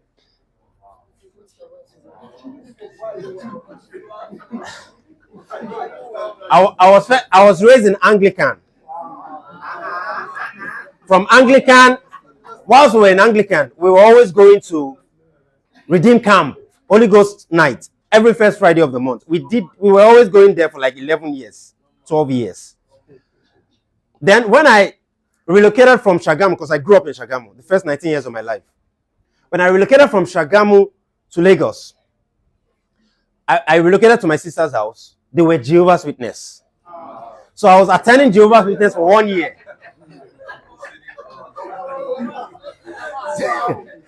So after I attended for 1 year, I just told my sister, I'm not interested in your Jehovah's Witness. I'm not interested. I'm no longer interested. There's nothing. I know they go. So I started attending Christ Embassy.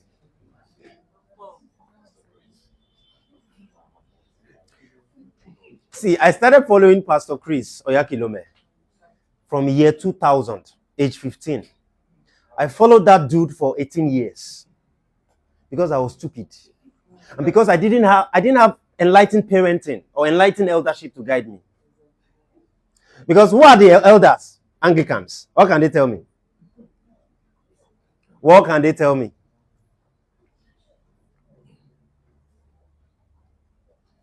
I was radical for Jesus.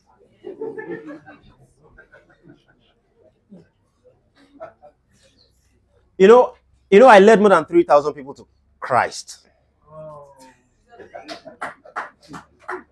When I denounced religion, and I did it publicly. See, guys, I don't want to blow our horns. It's a privilege that you have us doing what we are doing. It is a privilege. So don't joke with these things. When I denounced religion publicly on Facebook in 2018, even the people that I converted to Christ threw me under the bus. The people that used to say, Pastor Shehu, I was not a pastor, but they call me Pastor Shehu. Pastor Shehu, thank you so much. Oh, I appreciate that message. Thank you. Blah, blah, blah. My ex-girlfriend, my first ex-girlfriend, I dated her for like 8 years plus. We were supposed to get married like 2 years later. This girl went on my Facebook and wrote a stinker that there's no way I'm going to miss Elle.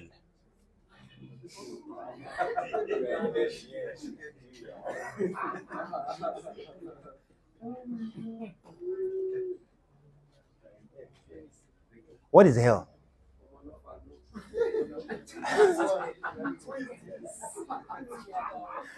Hell is what ignorance says it is. What is heaven? Heaven is what ignorance says it is. Because the earth is a spiritual realm. The earth is a realm. You keep deluding yourself, thinking that you are going to one heaven outside of the earth. When you die, you are on right. Africans know that there is the science of reincarnation. There is a cycle of eternity. You die to be reborn.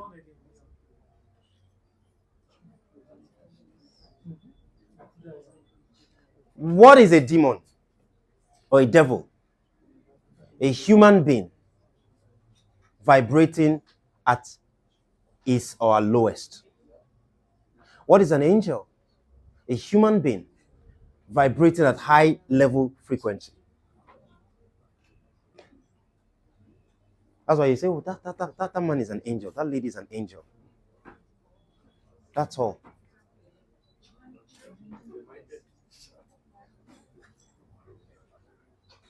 I know that I'm tampering with your theology with all of the things I'm saying.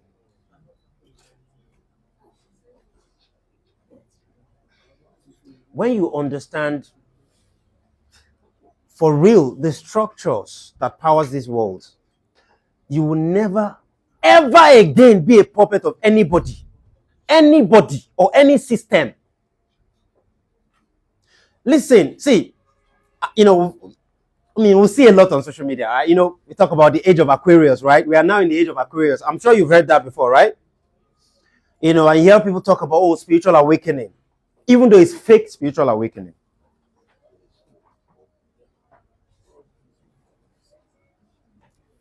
They think that spiritual awakening means that I have the liberty to misbehave. Back when I was in Christianity, there was 10 commandments of Moses. And the other commandments. When I was in Islam, there are all the commandments. Now, I'm no longer a Christian, I'm no longer a Muslim. Some even call themselves atheists. Mumu, atheism is a religion. And atheism is the audacity of ignorance. Gone on rampage. I'm a Yoruba man. The Yoruba culture is an ancient culture. And that depicts spirituality. I'm a spiritual man.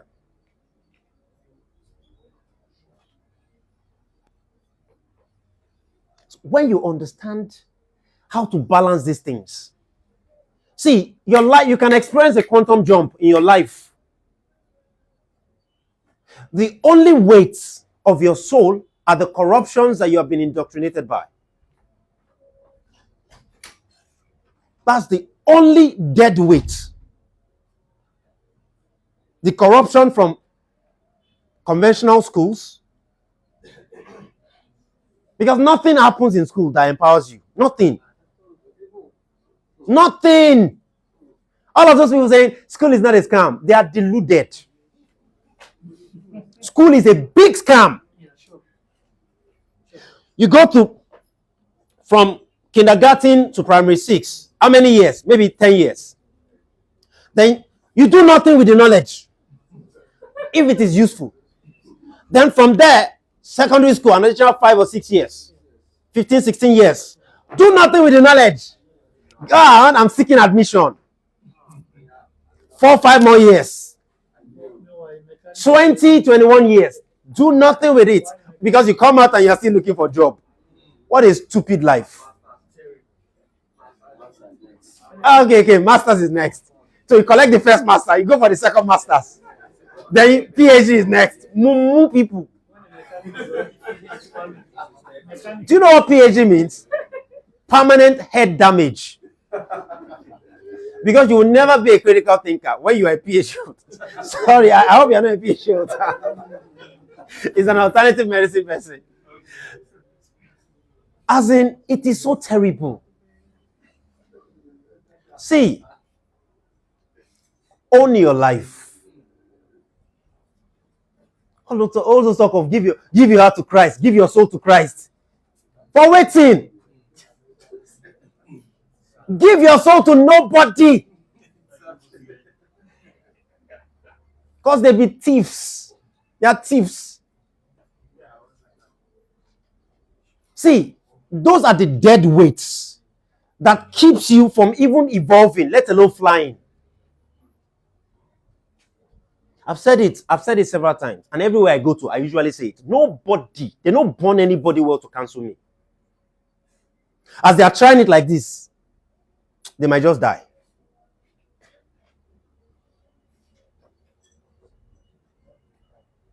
Because when you understand, let's go to the pyramid of tyranny. Let's start with pyramid of tyranny first. There are two important pyramids that you should pay attention. Mr. Femi will always say that you live your life in a pyramid. What is the pyramid of your life? Are you just living life based on assumption or based on anything goes? Just waking up to just do anything based on impulse? The pyramid of power.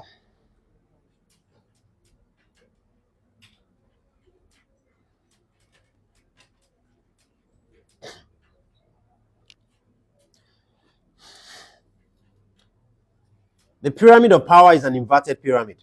And I'll explain why it's an inverted pyramid.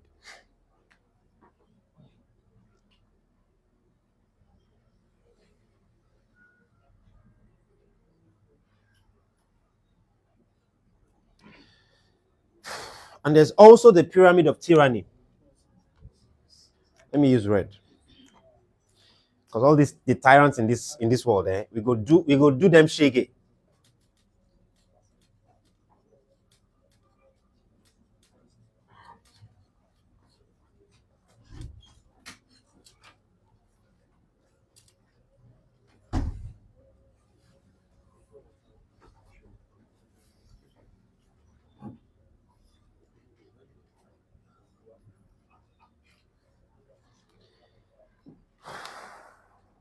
The reason why this is an inverted pyramid is because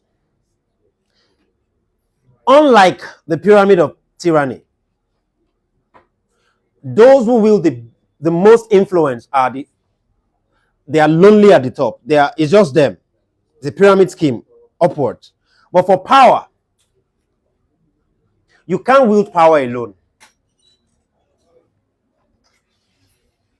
As you go up the pyramid of power, you discover other powerful people that you're going to collaborate with.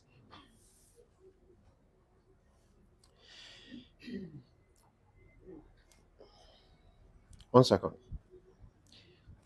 Can I get my 1 second, please?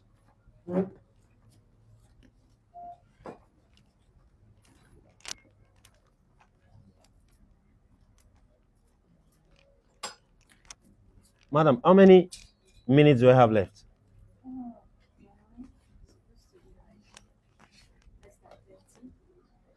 My phone is about to go off. Don't worry.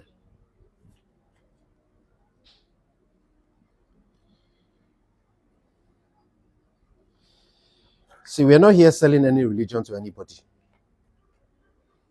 We don't have any plans. Mr. Femi, do you have a plan of having Femi Jubal Ministries?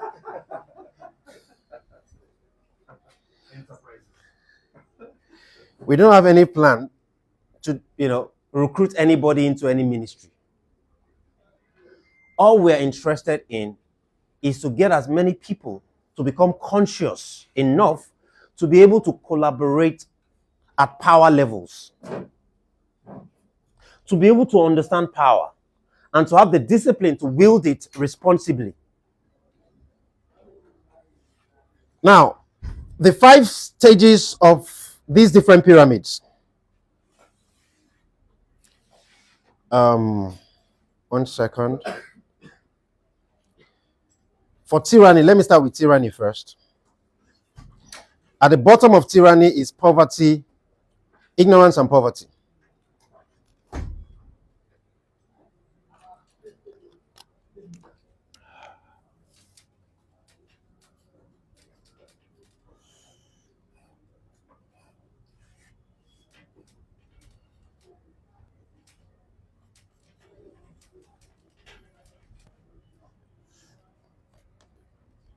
Followed by religion.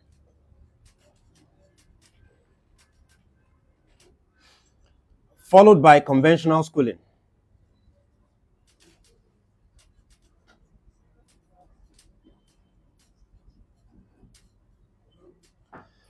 Followed by politics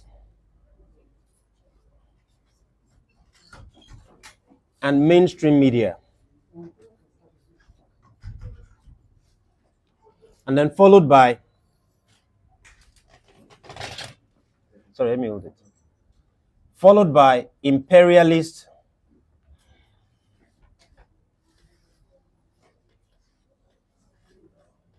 families and nations.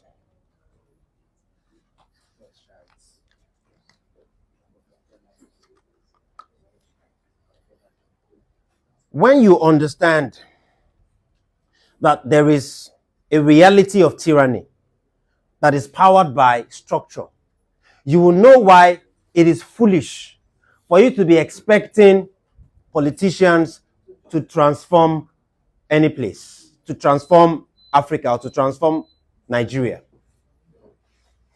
At the bottom of the pyramid of tyranny is ignorant people and poor people. These are people that those at the top of the pyramid weaponize.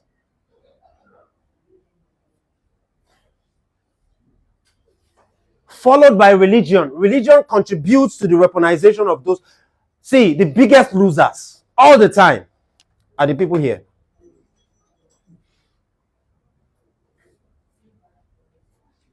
Religion is the second stage of the pyramid of tyranny. Religion does nothing to you but to hold you hostage. It's nothing. Conventional schooling. You sent your schools there, your kids there to go acquire education, but all that happened was indoctrination. Followed by politics and mainstream media. And and the partners in crime of politicians and media moguls are entertainers and sport people. They are puppets. They are puppets of the politicians. Entertainers are puppets of the politicians. Sport people are puppets of the politicians. And of course, puppets of those at the top as well. Because these people can use the entertainers directly, Politicians can use them directly. Right? Now, politicians are puppets of the imperialist nations and families. The ultimate players of global tyranny are just less than 100 families. Just 100, holding the entire 8 billion people on the planet hostage. When you understand their gimmicks, you will no longer be playing into their cards. You will no longer be playing by their rules. Because they don't have power, they're just tyrants. Don't forget, I didn't say pyramid. It's pyramid of tyranny. Tyranny is not power. If we don't have a clear-cut understanding of power and tyranny, see, everybody here, most especially these people, they are tyrants in waiting. They are tyrants in training. Poor people can easily be used by tyrants because they are hoping one day that they too get to that level where they can be tyrants as well. So they are oppressors in waiting. Now, for the pyramid of power,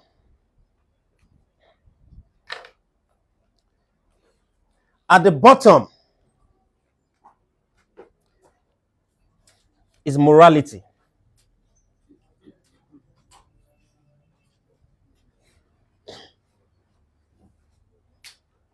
Anybody who wants to effectively operate within, who wants to become powerful, must first lay the foundation of morality. Morality is more important than knowledge. Or, not more important, but morality must come before knowledge. Morality gives balance to knowledge. The science of morality is ethics.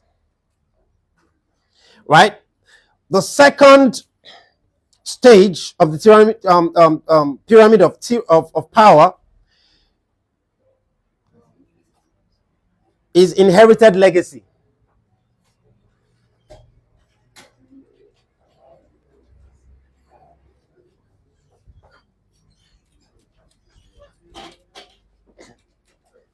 Thank you. Inherited legacy. The legacy you inherited from your parents. When you become the person who is able to access certain quarters, you will know that rich people don't play all those lame-ass love stories that Hollywood and Nollywood are sharing. Oh, he saw a poor person and then he wants to, he's from the rich family and it's Nollywood, it's Hollywood. Because they know that someone who have only been raised in poverty, the only thing he or she knows how to do is to destroy legacy. So they are very, very intentional about how they pass the baton of legacy to the coming to the next generation. And their kids, they know they are raised with legacy consciousness. Now, all this thing I'm talking about, how many parents in Africa knows this? How are they going to raise their kids with legacy consciousness if they are not legacy conscious? If there is no structure of legacy in place, how? Inherited legacy. The third stage of the pyramid of power, is knowledge.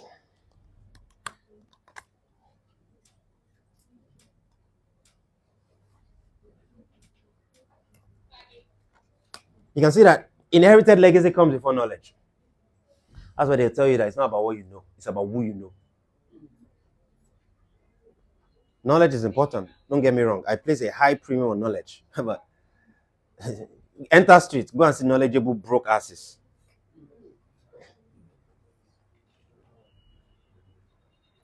The next stage is experiential achievement. What you've been able to achieve on the back of your legacy and your knowledge combined.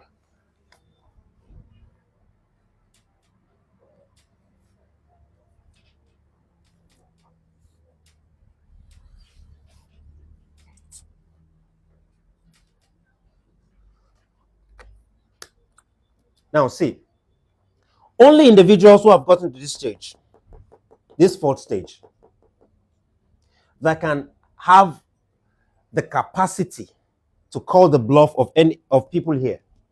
But of course, you can only call the bluff of those in the academia and maybe some of these politicians and mainstream media. But you can't be operating here and be able to call the bluff of these people. Your achievement is important. That is part of your resume to call the bluff of tyranny. Your achievement on the back of morality, inherited legacy, and knowledge. They will try other people, they will not come near you. Because they can see. They've checked you in the last 4 decades. They see that nobody could buy you.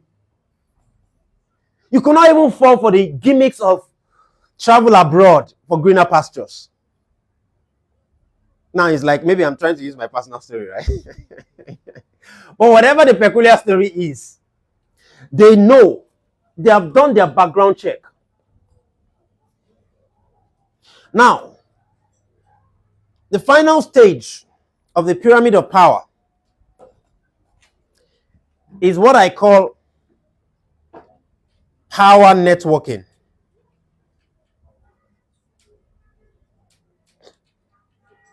And by the way, these are my coinages. They are coming out in a book I'm publishing next year. Power networking is where you are collaborating with other people who have achieved these 4 stages of power. It is people here that can challenge the people here.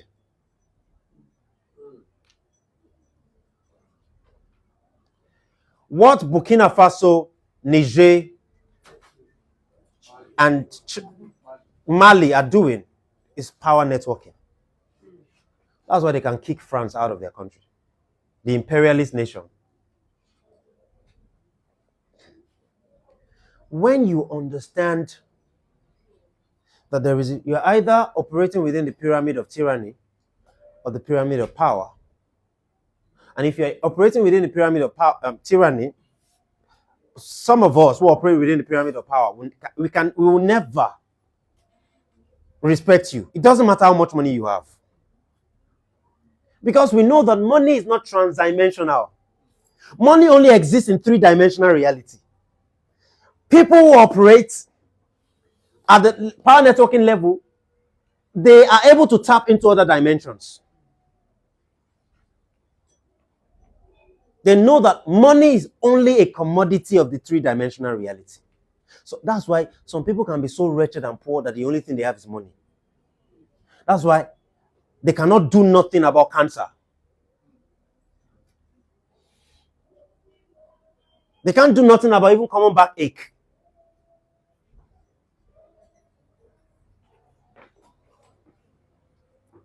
Understand that power plays are always happening in the world. Power plays are always happening. And that is how you define your economic reality. You know, I've been on certain platforms when I was still, operating from a standpoint of, anyone who is melanated, who has, the color of my skin, is my brother or my sister. No. Now I know better. Including some people in Africa, some countries in Africa. Not all skin folk are kin folk. I used to spend hours trying to talk to Black Americans, trying to help them connect the dots of their ancestry. I realized I was wasting my time. These ones are lost, for most of them. It's almost like they're irredeemable. Because you find a black person say that, no, I'm not from Africa. I'm not from Africa. Mumu. No. I'm a Latino, and you are black, because Spain colonized you. So you are identifying with your colonizer. You are black. You are African. It is visible. You know. So understand this and ask yourself, where do you operate from? Where do you operate within the pyramid of power, or do you operate within the pyramid of tyranny?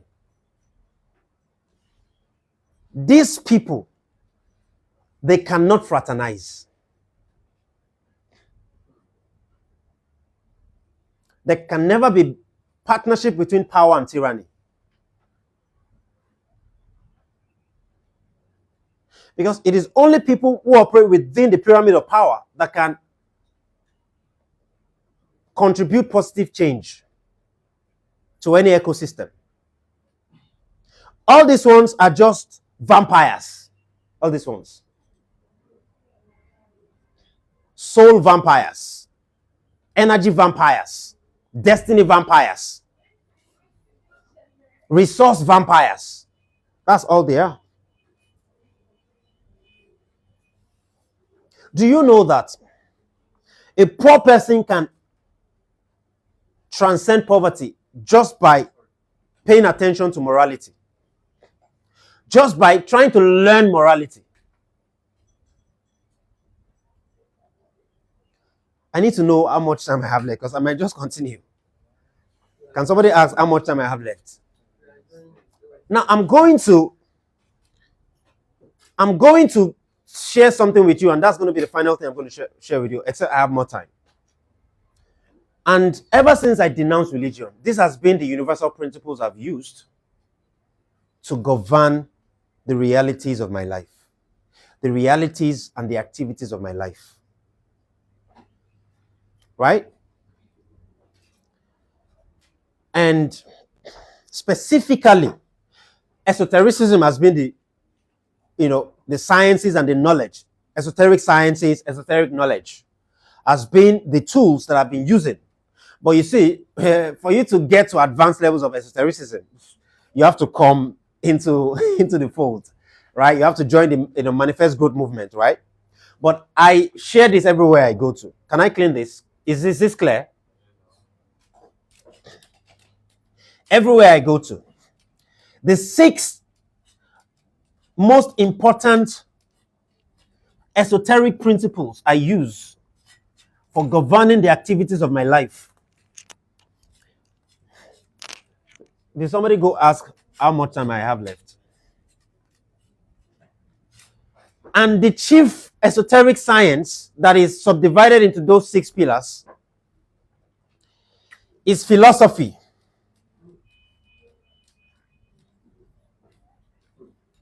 Philosophy is an esoteric science.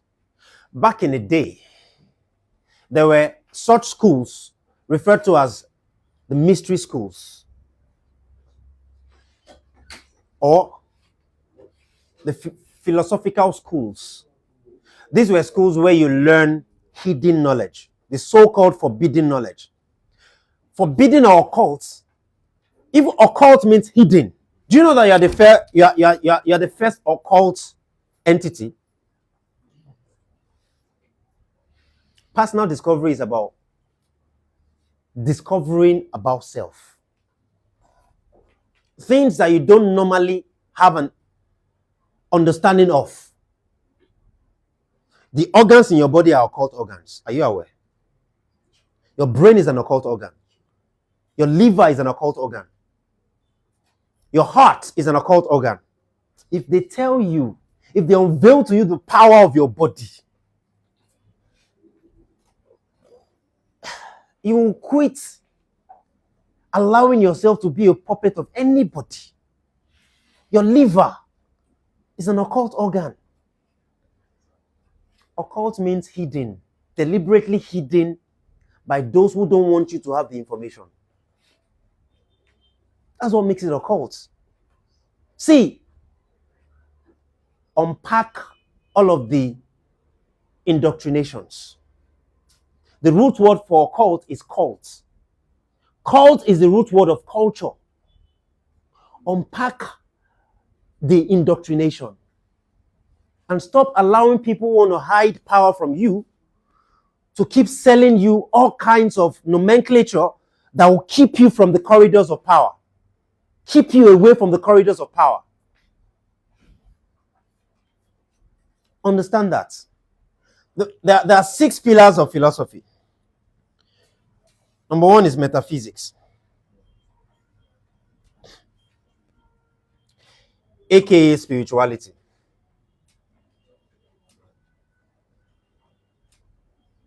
This is the reason why I don't need religion. Spirituality means activities that are powered by invisible realities. How many more minutes? Okay, it's already time. So I'll end with this. It's already time. So let me just end with this. Spirituality are activities powered by the anchorage of universal principles. Anything that you do that is powered by universal principle, that is spirituality. So learn metaphysics. Number 2 is ethics. Ethics. Number 3 is logic. Have you met some retarded Christians? Bigots. They would defend their religion to the death. They are completely illogical, close-minded, because they've never studied logic. That's why. That's the only reason. Because the moment you study logic, you realize that it's a universal principle. It's a universal principle for powering you. For powering you from a sleep state to a latent state, to a potent state. Logic. 4, psychology.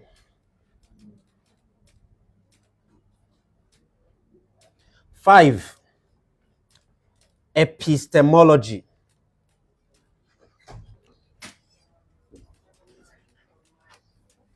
6, aesthetics. Learn these 6 principles and use it to power your life. And you will never need a pastor or an imam to do anything. With these few points of mine, I hope I've been able to convince you and not confuse you that it is important for you to take your economic reality in your own hands and take it seriously. Thank you. Thank you. Any question? Any question? Any questions? Well, I would say that there are questions. There might be no questions here, but there might be questions Online. Okay. So I don't know if you can hear me. Where's the second mic? Where's the second mic? Okay. Okay, you have a question. Okay. Okay. Okay. And then who starts, please?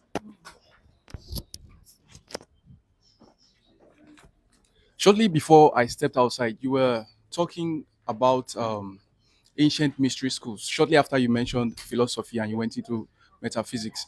So I have little understanding of mystery schools whereby they just harness knowledge and then manifest results. Okay. Right. So I wanted to know, is there any such thing as absolute good or absolute evil, whereby there has to be a God?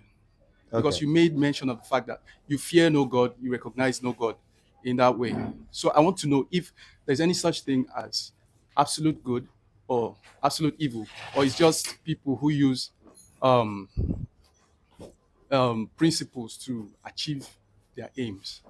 I don't know if you understand. When it comes to the concept of good and evil, do you know that good and evil are 2 sides of the same coin? Good and evil are 2 sides of the same coin. Your focus should not be on good or evil. Your focus should be on the principles that you will use to, first of all, discover yourself to the point where you are ever evolving into a better version of yourself for the purpose of positively influencing the world, positively influencing reality. Because what exists is power. What exists is knowledge, wisdom, understanding, power. Now, it is possible for you to think that you have power, but you are a tyrant. Because power is for one purpose and one purpose only, for empowerment. Not for oppression, not for bragging. So when people talk from that standpoint, it's an unnecessary conversation. Absolute good, absolute evil is unnecessary.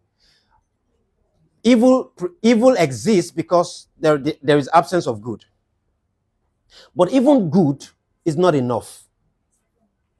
Greatness is a superior reality, is a superior state of reality. You can bypass good and evil if you are powering your life, because, I mean, good people have died, right? Prematurely.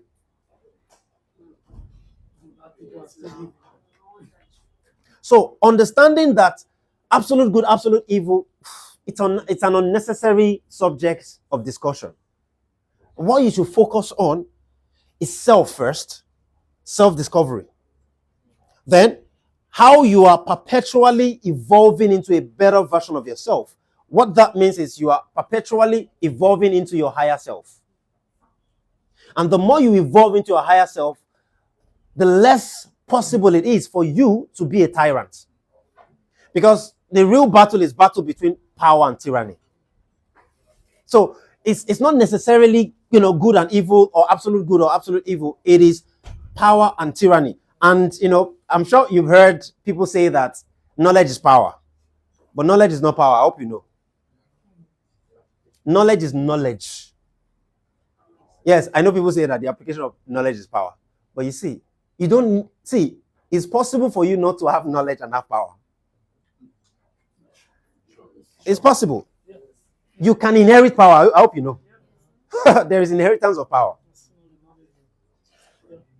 So knowledge is knowledge and power is power. So forget about absolute good or absolute evil and focus on the universal principles for powering you into becoming the best version of yourself, perpetually becoming a better version of yourself so that you can become a force for greatness. I hope that makes sense. Any other question, please?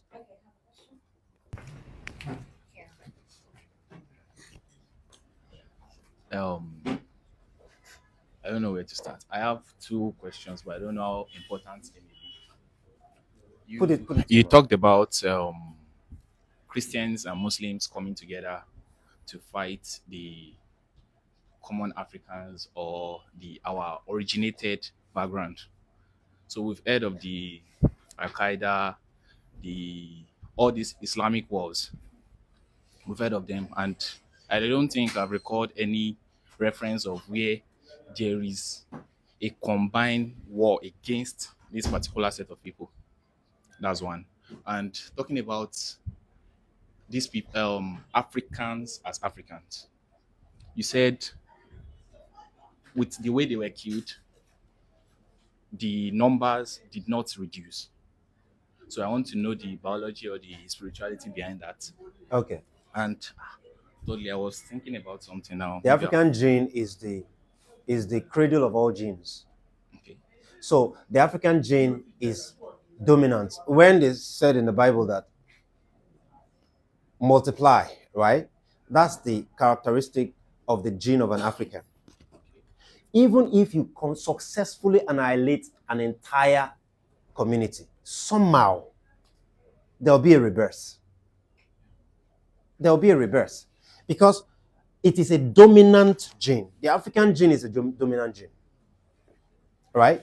So, see, there is such a thing as the ancestral energy. What they call the Holy Spirit in Christianity. There is ancestral energy. And the ancestral energy ensures that their race can never go into extinction, no matter what the enemy tries. But the issue with a lot of Africans is that they are disconnected from their ancestry. So there can be more casualty as a result of that disconnection. But there will never be a time where there will be a complete annihilation. Do you know how much effort that the Caucasians have tried to reduce the population of Africans? Because there are infrastructures in place, ancestral infrastructures in place, that if you dare to tap into, you begin to understand their existence. Just like the Yorubas have the Ifa spirituality system, the Igbos have the Afa spirituality system, and every other communities in Africa and tribes in Africa. So when you understand that we are the cradle of humanity, all of the genetic modification farms that was used to create all other races, because that's what happened, all other non-African races, the original gene was taken from us. I hope I was able to answer your question. The first question, okay, sorry, madam. The first question you asked, it was not like a question. I don't know. You were talking about Al-Qaeda. Can you repeat that? You were talking about when the Christians and the Muslims came together to fight the African religion. Okay. Yeah. So what's the question? I don't think I've read about any kind of war like that. No, like I just need a reference. Okay, you need it to be termed African war. No. I just for you to know that it's a warfare. The jihad, the Al-Qaeda, there are a lot of wars that came from religion. Yeah.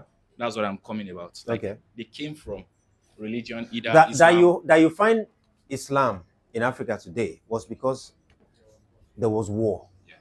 That you find Christianity, see, the same ship that brought the Caucasians via the Atlantic Ocean, that brought their missionary and their soldiers, the same ship.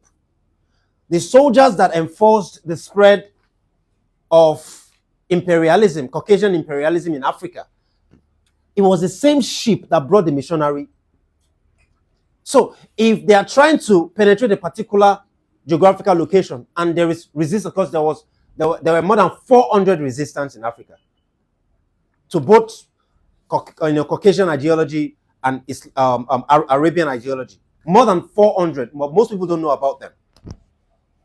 Right? These guys brought weapons of war. They brought guns. They brought military weapons to Africa when they were bringing the so-called Christianity and Islam. As a matter of fact, Islam did more damage. Islam actually killed more people because Islam has been here longer than Christianity. So whether it has been, we only call something war when the colonials have declared it war. Like they talk about Russia-Ukraine war, right? Israel-Palestine war. But there has been war going on in Sudan. There has been war going on in Congo.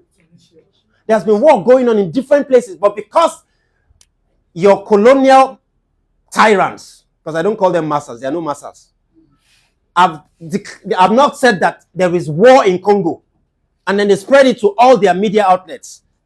Because they have not said it, you don't think it's a war, but it's a war.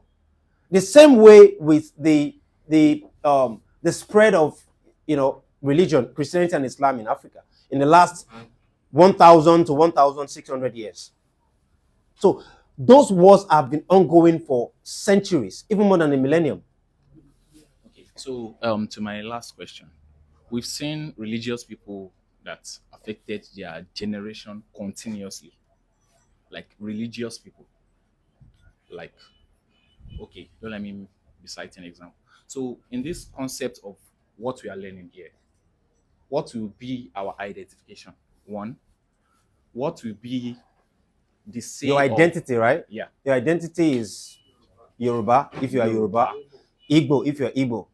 Hausa, if you are Hausa. Efik, if you are Efik. Ibibio, if you are Ibibio. So, Ijo, if you are Ijo. Zulu, if you are Zulu. From that, our existence in this earth, because I'm a geologist, I studied geology in school, and connecting all the planetaries. I studied mining in school. Body together. So, talking about everything, it looks like there is a supernatural body in charge of everything. You are supernatural. I am supernatural. It's just that your supernaturalness is still sleeping. It's hibernated. Focus on the awakening of your own supernatural self, and stop overburdening your mind with what you can control for now. So would there be any situation or any position to be controlled? I don't get. Like, are we going to be in charge of any kind of position of that in any time soon? You start being in charge of yourself first. Yes. Then after you have become in charge of yourself, look for other people who are in charge of themselves, partner with them. So you keep partnering like that. As a Yoruba, when I am coming of, let me say, a stage of becoming, how do I put it? Like an ancient person. Yeah. Are we going to categorize all this Shango, Obatala, Ogun as our own? Shango was a human being like you. Yes, I know. Obatala was a human being like you. It's from Ibadan, I know. Yeah, so they were just people who were able to invest into their elevation, invest into their enlightenment. At the long run, are we going to be idolized? No, you don't idolize nothing. Okay. Don't idolize nothing. Thank you. Let's pass the mic to the madam. Yes, I think because of the time, maybe after today, I will still talk to you. Okay. Have you heard about a talking alphabet? Abajobe? Yeah, of course. You've heard about it. And you know that the Yoruba that we are speaking is not. I know. I'm aware. Because the way you, for me, maybe because I'm a researcher, you are too affirmative. Okay. Yes, I will say that. Okay. But because of timing, I want to take you up on some issues. Okay. I've done presentation on that about Geogbe before. Okay. Yes, okay. A big podium idea. Okay. That I had. Okay. Can I just quickly say this? I'm sure you know of this name, Professor Ogumba. Have you heard of that name before, Professor Ogumba? Has anybody ever heard of Professor Ogumba before? Okay. If since nobody has ever heard of it. Okay. Professor Ogumba was in OAU for many years, and his expertise was African languages. And it was more or less like one of the, frontier researchers into African languages. Okay? Professor Ogumba happened to be my father's younger brother. So when you say affirmative, I'm not affirmative because I'm saying that you should take what I'm saying and not go do your research. I'm saying it because psychology does not lie, Psychology does not lie. You can't claim to have a particular knowledge and there is no proof, like Mr. Femi said. The proof is manifestation. Right? And if we as individuals are overburdening ourselves with knowledge, and we are not, more especially knowledge that is not really transforming the society, right? It's not wisdom. It's not practical wisdom. Because at the end of the day, Africa is still where it is right now. With all the people who claim to have a certain kind of knowledge. Because unless this disruption that we are doing, that we are initiating, Africa will even become worse off. So I'm not affirmative. I am creating a spark. But I can be affirmative from the standpoint of, where I've had experience. And from the standpoint of, the sharing with the other people that have had the same experience that we have shared knowledge, shared experiences. I can be affirmative there. Yeah, I might not have academic authority, but I can challenge any academia on any stage in the world about the practicalities of life. Any professor, I'm open. And I want them to come and floor me on any stage. Any other question? Any other question? I think that's it. We expected questions from the online. Okay, the sixth part of what's on it's aesthetics. Aesthetics, that's what's here. Okay. Thank you. Thank you Please, very much. a round of applause for Sheung Ambassador. Please, nice. He's loud. Thank you. Thank you so much. Thank you so much, sir, for sharing with us the depth you did. I want to say something. The truth is, you may call it evangelism, however you want. But the truth is, by the time you come personally, remember I mentioned here that I am not a Christian, but I'm a daughter of a reverend minister. My dad served in church 41 years before he retired. So why I'm trying to say this is, I am a daughter of a pastor. It's not who I am, right? What is my identity? Until I got to find out who I was. As a matter, until I got to know who I was, not find out, until I got to know who I was, I have kept going in circles. Circles. And guess what? I was reliving the same experience of my incarnator. What you call patterns, family patterns. Trust me, make inquiry. Remember we mentioned here, life doesn't end. You end here, you will come back. So when you are not able to fulfill your purpose on this lifetime, you will come back again. Until you have completed that journey, it's never completed. I'm not the lecturer. I don't want to affirm something. Let me tell you, I met him on TikTok, and he said a particular day, he said, oh, in the last 5 years I've not had words of prayer. And he said those things. I wrote it down. We don't pray. Yeah. You said, I'm grateful to my power system to tell you. Yes, I'm grateful to my power system. I wrote those things down, and you said, oh, that you only do those things on Monday, that anybody should do it any other time. Yeah. You wake up for it to tell you. Yeah, that you want it. Yes. And I've practiced it. Okay. But I'm still telling you that you can pass those knowledge. Madam, there's a revolution. We are revolutionary. We are not trying to. We are not trying to pamper anybody. We are revolutionary. Exactly. Because, I mean, these are adults. We are not pampering adults. We only pamper children. And the honest truth is, whoever is finding it difficult to maybe not understand, we're not asking you to understand it today. If you come here and you are closed-minded, you will only be triggered by whatever is being said. That's the honest truth. So if whatever is being said here triggers you, like the online space, pastors are dropping comments and all that, it shows they are triggered. It shows you are closed-minded. And that is exactly what they have done to us in schools. We all went to school here. But the truth is, my children, as I'm speaking with you, I have 2 daughters. They are not schooling in any conventional school. I homeschool my children. That's the best until you pull your children out. And that's why it starts with you. Remember I said here, whatever knowledge you get here, go and replicate it in your own home first. When it's, the honest truth is, by the time each of us tap into our spiritual side, because all we are doing is religion. I am a spiritualist. Mr. Femi is a spiritualist. Mr. Sheung is a spiritualist. And those of us, the team, he is a spiritualist. And our lives are better. I saw my parents last week after my trip from Abuja.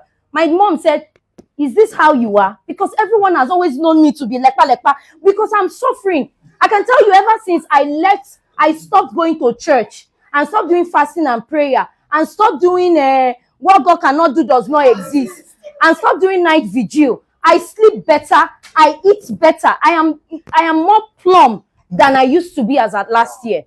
So I welcome you to the knowledge of the truth of yourself. No other person. Go and find out of yourself. And that young man over there who asked that question, the way to go about it, go back home.